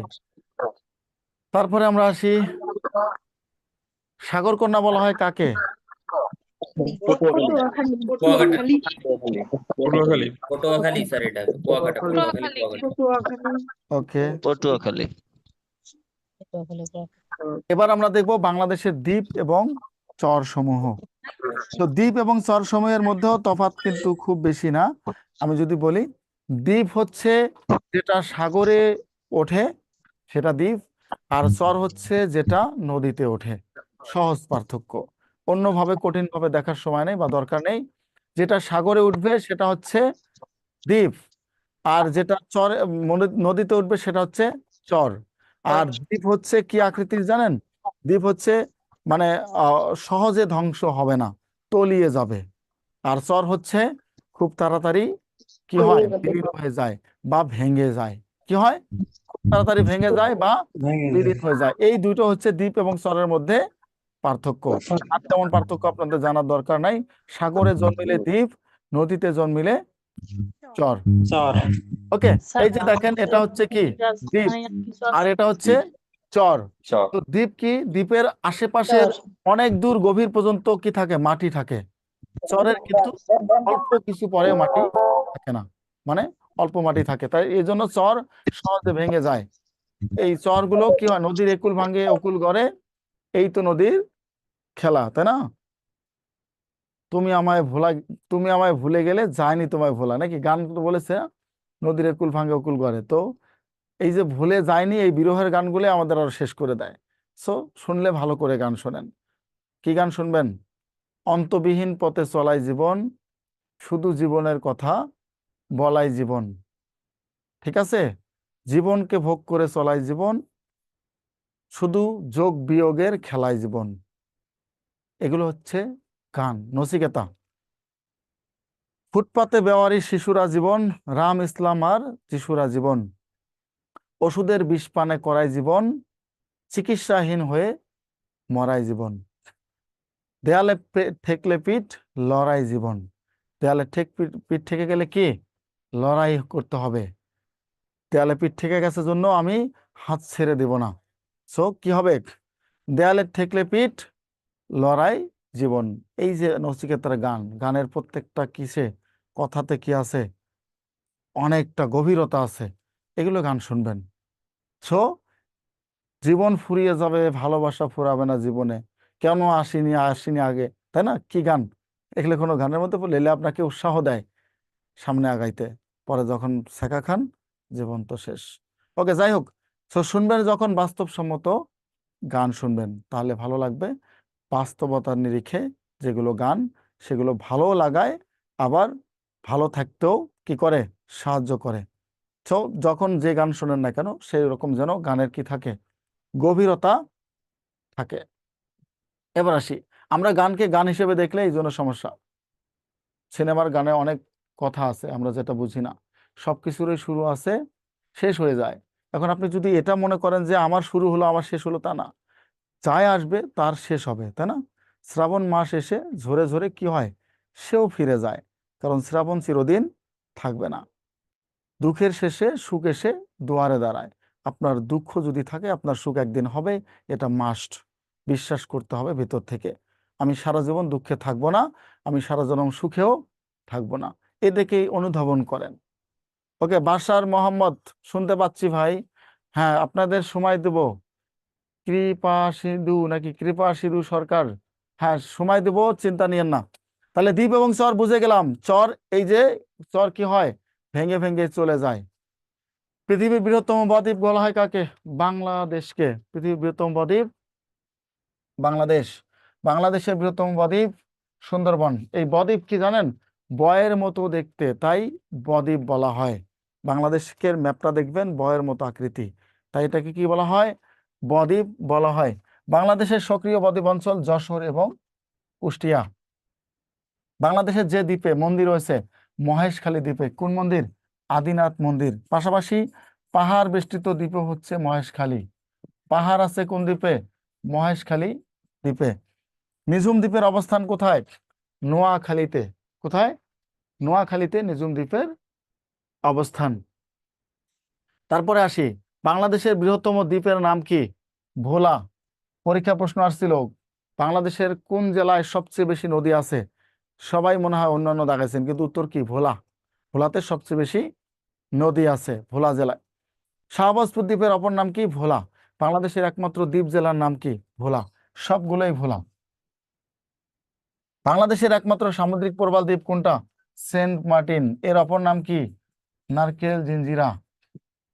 নারকেল জিঞ্জিরা, অপর নাম কি? নারকেল জিঞ্জিরা। সেন্ট মার্টিন দ্বীপে অবস্থিত, কক্সবাজার জেলার টেকনাফ সমুদ্র উপকূল থেকে 48 কিলোমিটার দূরে বঙ্গোপসাগরে। আর সেন্ট মার্টিনের আয়তন কত? 8 বর্গ কিলোমিটার। 8 বর্গ কিমি। শুধুমাত্র এটা মনে হয় 8 বলতে বাংলায় 8 লিখি। 8 বর্গ কিলোমিটার হচ্ছে সেন্ট মার্টিনের আয়তন। সোনাদিয়া দ্বীপ কোথায় অবস্থিত? কক্সবাজারের পশ্চিমে। কেন বিখ্যাত? অতিথি পাখি আসে এখানে, অতিথি পাখি। অতিথি পাখি এবং শুটকি মাছ। শুটকি, অতিথি পাখি এবং শুটকির জন্য বিখ্যাত হচ্ছে সোনাদিয়া দ্বীপ। কুতুবদিয়া বাতিঘর নির্মাণ করা হয় কত সালে? 1846 সালে। বাতিঘর কি বোঝেন? বিশাল খুঁটিতে উপরে বাতি লাগানো হয়েছিল। কি জন্য? সাগরের যে নৌকাগুলো বা জাহাজগুলো চলে, সেগুলো যেন দিক পরিবর্তন বা দিক ভুলে না যায়। কারণ এখন তো ম্যাপ আছে, এখন ক্যাম্পাস আছে, এখন অনেক আধুনিক প্রযুক্তি আছে, বাট ওই সময় এরকম আধুনিক প্রযুক্তি ছিল না। না থাকার কারণে এরকম বিশাল খুঁটিতে কি করতো? এই যে এরকম করে, ঠিক আছে, এখানে বাতির ব্যবস্থা করা হতো। এখান থেকে এই পাশ ও পাশ, চারপাশ থেকে যখন জাহাজ যেত, তখন তারা এই বাতি দেখে বুঝতো তারা কোন দিকে যাচ্ছে। যে দ্বীপে বাতিঘর আছে কুতুবদিয়া দ্বীপে, সবচেয়ে প্রাচীন বাতিঘর কুতুবদিয়াতে। কুতুবদিয়া অবস্থিত কোন জেলায়? কক্সবাজার জেলায়। তাহলে কুতুবদিয়া থেকে যে প্রশ্ন আসুক না কেন প্রত্যাশা করি এখান থেকে পারবেন সবাই। চর 3-4টা চর নিয়েছি, বাকি চরগুলো একটু বই থেকে পড়ে ফেলেন যাদের লেকচার শিট আছে। এখানে অল্প কয়টা চর আছে। চর আলেকজান্ডার, চর গজারিয়া, রামগতি লক্ষ্মীপুর, দুর্গম চর কিশোরগঞ্জ, নির্মল চর মানিকগঞ্জ জামালপুর, মুহুরীর চর পরশুরাম ফেনী। এরপর আমরা আসি পূর্বাশা দ্বীপের অপর নাম কি বলেন তো দেখি, একটু দাঁড়াও। পূর্বাশা দ্বীপের অপর নাম কি বলেন? কোনটা হবে? দক্ষিণ তালপট্টি। দক্ষিণ তালপট্টি। দক্ষিণ তালপট্টি দ্বীপ সম্পর্কে কোনো তথ্য জানেন? না স্যার। এটার আরেকটা কি নাম আছে? হারিয়াভাঙ্গা নদী। এই মিউট করেন সবাই। হচ্ছে নিউমুর। কি নাম? নিউমুর। পূর্বাশা দ্বীপের অপর নাম হচ্ছে নিউমুর এবং দক্ষিণ তালপট্টি, 3টা নাম একই দ্বীপের। কয়টা নাম? 3টা নাম। কিন্তু কথা হচ্ছে এই দক্ষিণ তালপট্টি দ্বীপ কিন্তু আমাদের আর নাই। অর্থাৎ এই যে দক্ষিণ তালপট্টি দ্বীপকে দেখতে পাচ্ছেন আপনারা এখানে, এই দ্বীপটা মূলত এটা ভারতের রায়মঙ্গল নদী, বাংলাদেশের এবং হারিয়াভাঙ্গা নদীর মোহনায় অবস্থিত। এই দ্বীপটা 1980 সালের দিকে আমাদের ছিল। 1972 সালে শেখ মুজিব এই দ্বীপটা ভারতকে দান করে দিয়েছিল এবং 1980 সালে আমাদের জিয়াউর রহমান আবার নতুন করে দ্বীপটা দখলে নিয়েছিল। এই যে দখল কেন নিল? এই শত্রুতার জেরে এই হারিয়াভাঙ্গা নদীর তীরে তারা কি করে? একটা ড্যামের সৃষ্টি করে। ড্যাম বলতে কি? স্রোতের সৃষ্টি করে। এই স্রোত এসে ডিরেক্ট কোথায়? এই দ্বীপে হিট করা শুরু করে। এই দ্বীপের আয়তন কত জানেন? 10 বর্গ কিলোমিটার, অর্থাৎ সেন্ট মার্টিনের চেয়েও বড়। ঠিক আছে। দুর্ভাগ্যজনকভাবে ভারতের শত্রুতার জন্য আমরা দ্বীপটা হারিয়ে ফেলেছি। অথচ এই দ্বীপটা যদি থাকতো, এটা সেন্ট মার্টিনের চেয়েও আমাদের ইনকামের বড় সোর্স হতো।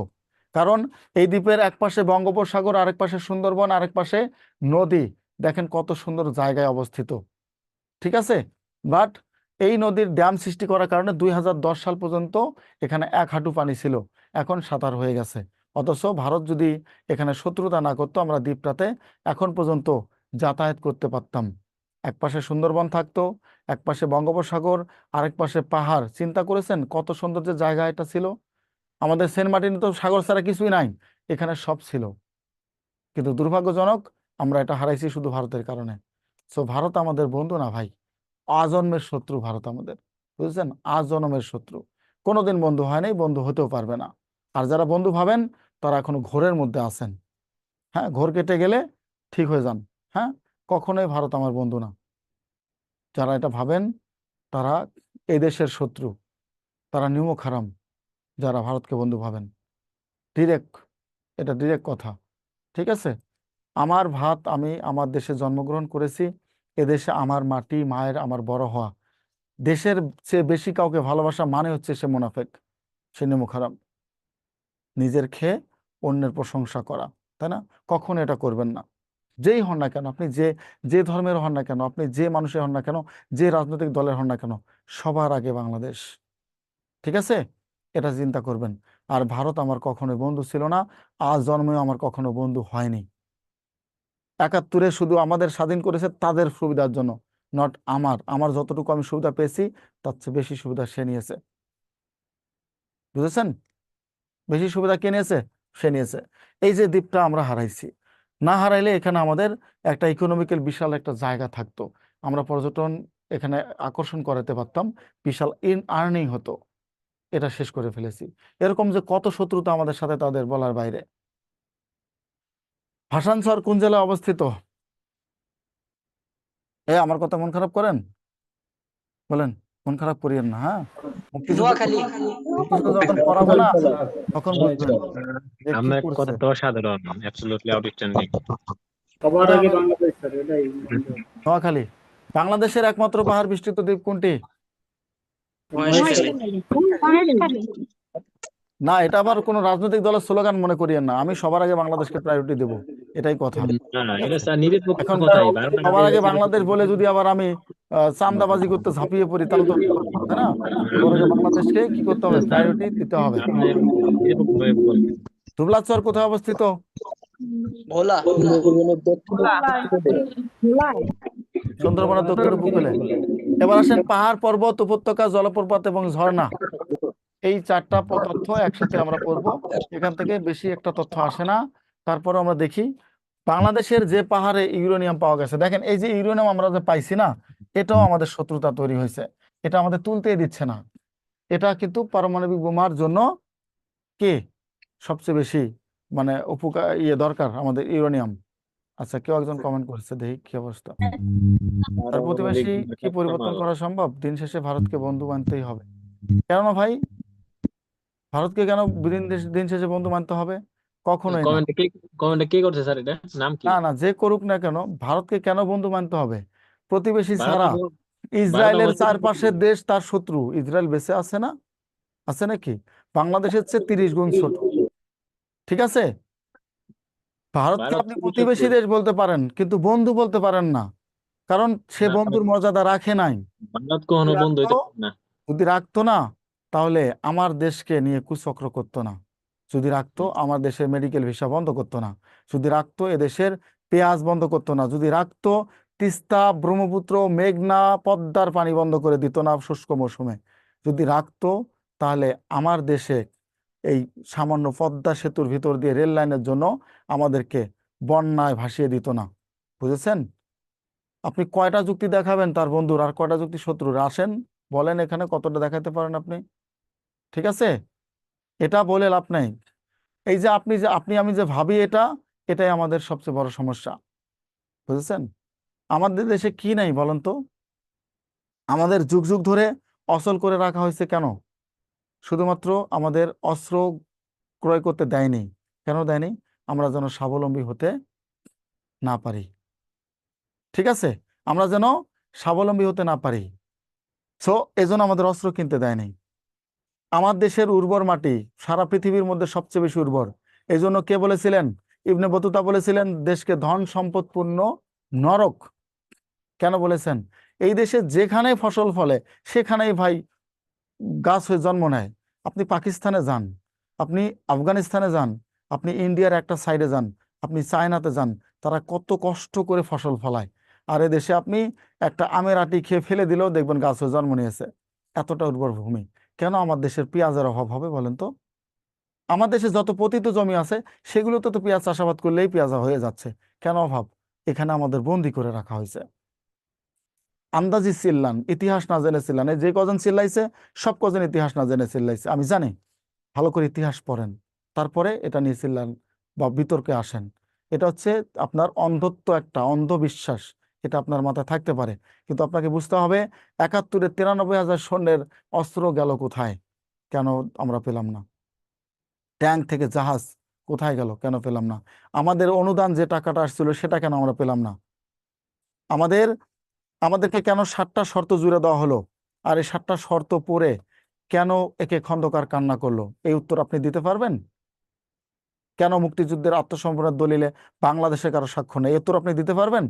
কেন একে খন্দকার উপস্থিত থাকা সত্ত্বেও দাঁড়িয়ে থাকতে হলো? এই উত্তর আপনি দিতে পারবেন? শুধু যে বলেন কথা।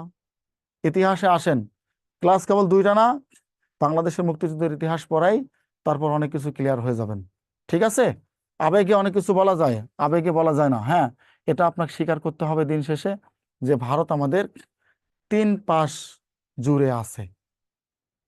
এটা আপনি জানেন? বঙ্গভঙ্গ যদি না হতো, আমরা আসামকে পেতাম, পশ্চিমবঙ্গ পেতাম, আমরা নিজে স্বাবলম্বী দেশ হতাম। সিলেটে যান, সিলেটে গিয়ে দেখেন, সিলেটের এই যে জাফলং থেকে শুরু করে জন্তাপুর পর্যন্ত প্রত্যেকটা অঞ্চলে পাহাড়গুলো নিয়েছে ভারত। আমাদেরকে কি দিয়েছে? কয়েকটা টিলা দিয়েছে, টিলা। বুঝেছেন? কয়েকটা টিলা দিয়েছে, গেলে আপনি কান্না করবেন সিলেটে। সো পাহাড়গুলো সব নিয়ে নিয়েছে তারা মেঘালয় প্রদেশে, আর আমাদেরকে টিলা দিয়েছে। আপনি গিয়ে দেখেন সেখানে বৈষম্য কাকে বলে, তাহলে বুঝবেন বৈষম্য কি জিনিস। হ্যাঁ, সো পদে পদে আমাদের বঞ্চিত করা হয়েছে। বঙ্গভঙ্গ আমাদেরকে করানো হয়েছে, বঙ্গভঙ্গ করে আমাদের পশ্চিমবঙ্গ, আমাদের আসামকে নাই করে দেওয়া হয়েছে। আমরা শেষ। আমাদের এই ছোট্ট একটা ভূখণ্ড নিয়ে আমরা কেন বসবাস করি? কেন বা আমাদেরকে চিপ দিলে আমরা মরে যাব? হ্যাঁ, ভারতের যদি সৈন্যবাহিনী না, ভারতের যে বিমানগুলো আছে সেগুলো যদি বাংলাদেশের আকাশে ছেড়ে দেয়, এমনিতে অন্ধকার হব আমরা। তাদের এই পরিমাণ সামরিক শক্তি আছে। বাট ইরান এত বড় দেশ হওয়া সত্ত্বেও কেন ইসরায়েলের সাথে মুখোমুখি লড়াই পেরে উঠতেছে না? ইসরায়েল তো ছোট্ট একটা ভূখণ্ড, তারা সামরিক শক্তিশালী। তারা কি সামরিক দিক থেকে শক্তিশালী? তারা আয়রন ডোম ইউজ করে। এই আয়রন ডোম ইউজ করার কারণে তাদের সাথে আমরা পারি, ইরান পেরে উঠতেছে না। সো বাংলাদেশ কেন পারে নাই বলেন তো? আমাদের চেয়ে কি আপনি ভাবেন ইসরায়েলের প্রাকৃতিক সম্পদ বেশি? কখনোই না, কোনো দিক থেকেই আমাদের চেয়ে বেশি না। কিন্তু তারা কি হয়েছে? স্বাবলম্বী হয়েছে কিসের দিক থেকে? সারা পৃথিবী তাদের এক সাইডে, তারপরও তারা দেখেন কতটা শক্তিশালী। এক মোসাদ সারা পৃথিবীর সবচেয়ে বড় শক্তিশালী টিম বলা হয় মোসাদকে। কেন? ট্রেনিং এর জন্য। এদেশের অনেকগুলো দোষ আছে। এদেশে যারাই শাসক আসে না, তারাই তেল মারায় ব্যস্ত থাকে। সো আপনি ভালো হবেন কিভাবে? আচ্ছা, জনগণ শুক্র মনে করুক, শত্রু মনে করুক, দেশ পরিচালনা করে যারা তাদের বন্ধু মনে করে। আচ্ছা, ইলিশ পাঠানো হলো কেন? ইলিশ আপনি জানেন ডিপ্লোমেসি, ইলিশ ডিপ্লোমেসি বোঝেন আপনি? বোঝেন না। যেই পদ্মার ইলিশ আপনি খান, সেই পদ্মার পানিটা কোথা থেকে আসে এটা জানেন? ইন্ডিয়া থেকে আসে। বুঝেছেন? কথা বললে তো হবে না। এটা হচ্ছে আমাদের ডিপ্লোমেসি দুইটা, একটা হচ্ছে ম্যাঙ্গো ডিপ্লোমেসি, একটা হচ্ছে হিলসা ডিপ্লোমেসি। সো ডিপ্লোমেসি পড়ালে বুঝতেন আপনি। হিলসা ডিপ্লোমেসি মানে কি? ডিপ্লোমেসির মিনিং কি জানেন? কাউকে আমি কোনো কিছু দিব বিনা শর্তে না, সেখানে ওয়ান কাইন্ডস অফ কন্ডিশন। অর্থাৎ আমি তাকে ইলিশ পাঠিয়েছি না কয়েক টন, এর মধ্যে এই ইলিশের পেটের ভিতরে শর্ত জুড়ে দিয়েছি, ইলিশের জন্য আমাকে কিছু দিতে হবে। ঠিক আছে? ইলিশের জন্য আমাকে কিছু দিতে হবে, এটা হচ্ছে ডিপ্লোমেসি। আমরা এমনি এমনি ইলিশ পাঠাই আপনাকে কে বলেছে? ইলিশ পাঠানোর মানে হচ্ছে ইলিশ যদি সে গ্রহণ করে, তাকে এটা স্বীকার করে গ্রহণ করতে হবে যে আমার ইলিশের বাইরে সে কিছু চাচ্ছে। আমরা আম পাঠাই কেন জানেন?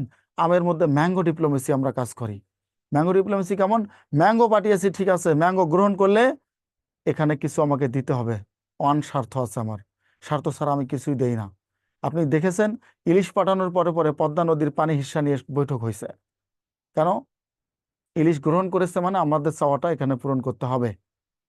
তিস্তা সেচ প্রকল্প নিয়ে বৈঠক হয়েছে। কেন? এটা নিয়ে গ্রহণ করতে হবে, গ্রহণ করবেন মানে এটা আমাকে দিতে হবে। এমনি এমনি না তো ভাই, আপনি হয়তো বুঝতেছেন অন্য কিছু।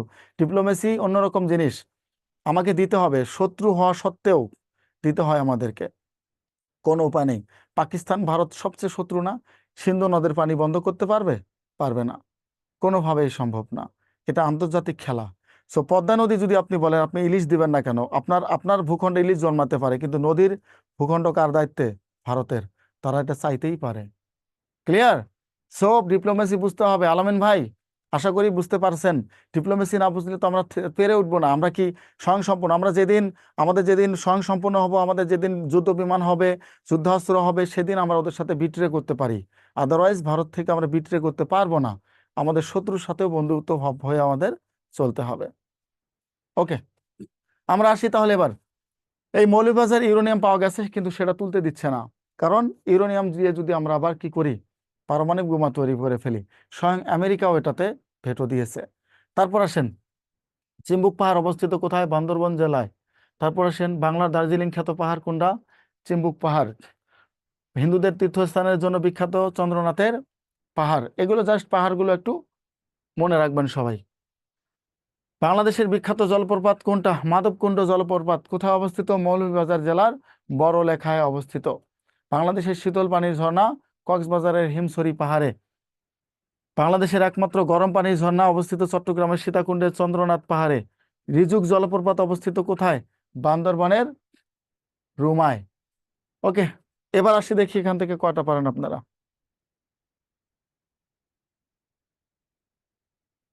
কাপ্তাই থেকে প্লাবিত চট্টগ্রামের উপত্যকা এলাকা কোনটা বলেন তো দেখি?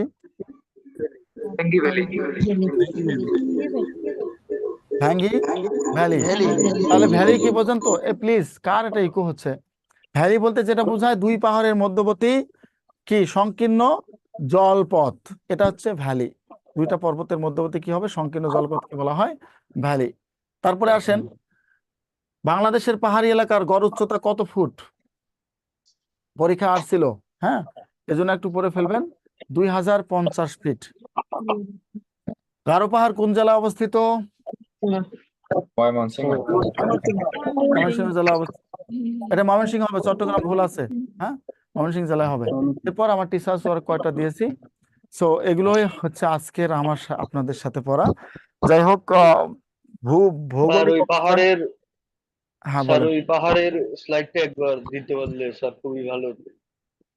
স্যার সাবমেরিন ক্যানিয়নটা যদি একটু বুঝাই দিতেন স্যার। সাবমেরিন ক্যানিয়ন বলতে এটা স্যার। ওই যে বলে না যে তোমার কি সোয়াজ অফ নো গ্রাউন্ড, যার কোনো তলা নাই, ঠিক আছে? তো সাবমেরিন কোন এলাকা দিয়ে চলে? মূলত গভীর এলাকা দিয়ে চলে সাবমেরিন গুলো। গভীর এলাকা দিয়ে চলে না, এই জি স্যার। এই পাশ দিয়ে সাবমেরিন চলতে পারে, আর এখানে উপরে উঠলে চলতে পারে না, এই জন্য এটাকে সাবমেরিন ক্যানিয়ন বলা হয়। ঠিক আছে? জি স্যার, ধন্যবাদ। Sir Okay. বাংলাদেশের অর্থনৈতিক রাজধানী বলে কিছু আছে? হ্যাঁ, চট্টগ্রাম, বাণিজ্যিক রাজধানী চট্টগ্রাম। ওকে, থ্যাংক ইউ সো মাচ। এবার আপনারা যাদের কথা আছে আপনারা হ্যান্ড রাইজ করেন, আমি আপনাদেরকে 5 মিনিট সময় দেব। 5 মিনিটের মধ্যে আমরা বিদায় নেব ইনশাল্লাহ, মাগরিবের আজান দেবে। তো যারা যারা কথা বলবেন, যাদের কোনো কথা আছে তারা হ্যান্ড রাইজ করতে পারেন। আমি আপনাদের ওপেন স্পেস দিচ্ছি, সমস্যা নেই। যাদের কথা আছে বা কোনো গুরুত্বপূর্ণ কথা আছে। হ্যাঁ,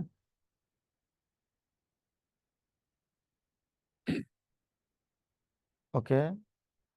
আবার এত বেশি হাত তুলিয়ে না যে সবাইকে আমি উত্তর দিতে পারবো না, ঠিক আছে? ওকে, কৃষ্পা সিধু, আপনার কি নাম? সরকার। স্যার নমস্কার। আপনার নামটা বলেন তো দেখি পুরোপুরি। কৃপাসিন্ধু সরকার। সরি, কৃপা সিধু সরকার, সিন্ধু সরকার। হ্যাঁ ভাই, বলেন কি বলতে চাচ্ছেন? আপনি 1 মিনিট সময় চেয়েছিলেন। জি স্যার, ওই আপনি যে একটু আগে একটা গল্প বলছিলেন। হ্যাঁ, কি যে বললাম, কত গল্প বলছি, কোনটা বলেন? ওই মেয়েটার সম্পর্কে নাকি? জি স্যার। হ্যাঁ বলেন, কিছু বলবেন? আমরা সবাই একটু মনোযোগ দেই, কৃপা সিন্ধু দাদা কিছু একটা বলবে। একসাথে জি স্যার। আপনি একসাথে বিদায় নেই, এত লিপ নেওয়ার কি এত তাড়াহুড়া কেন আপনাদের? হ্যাঁ বলেন কৃষ্ণদা।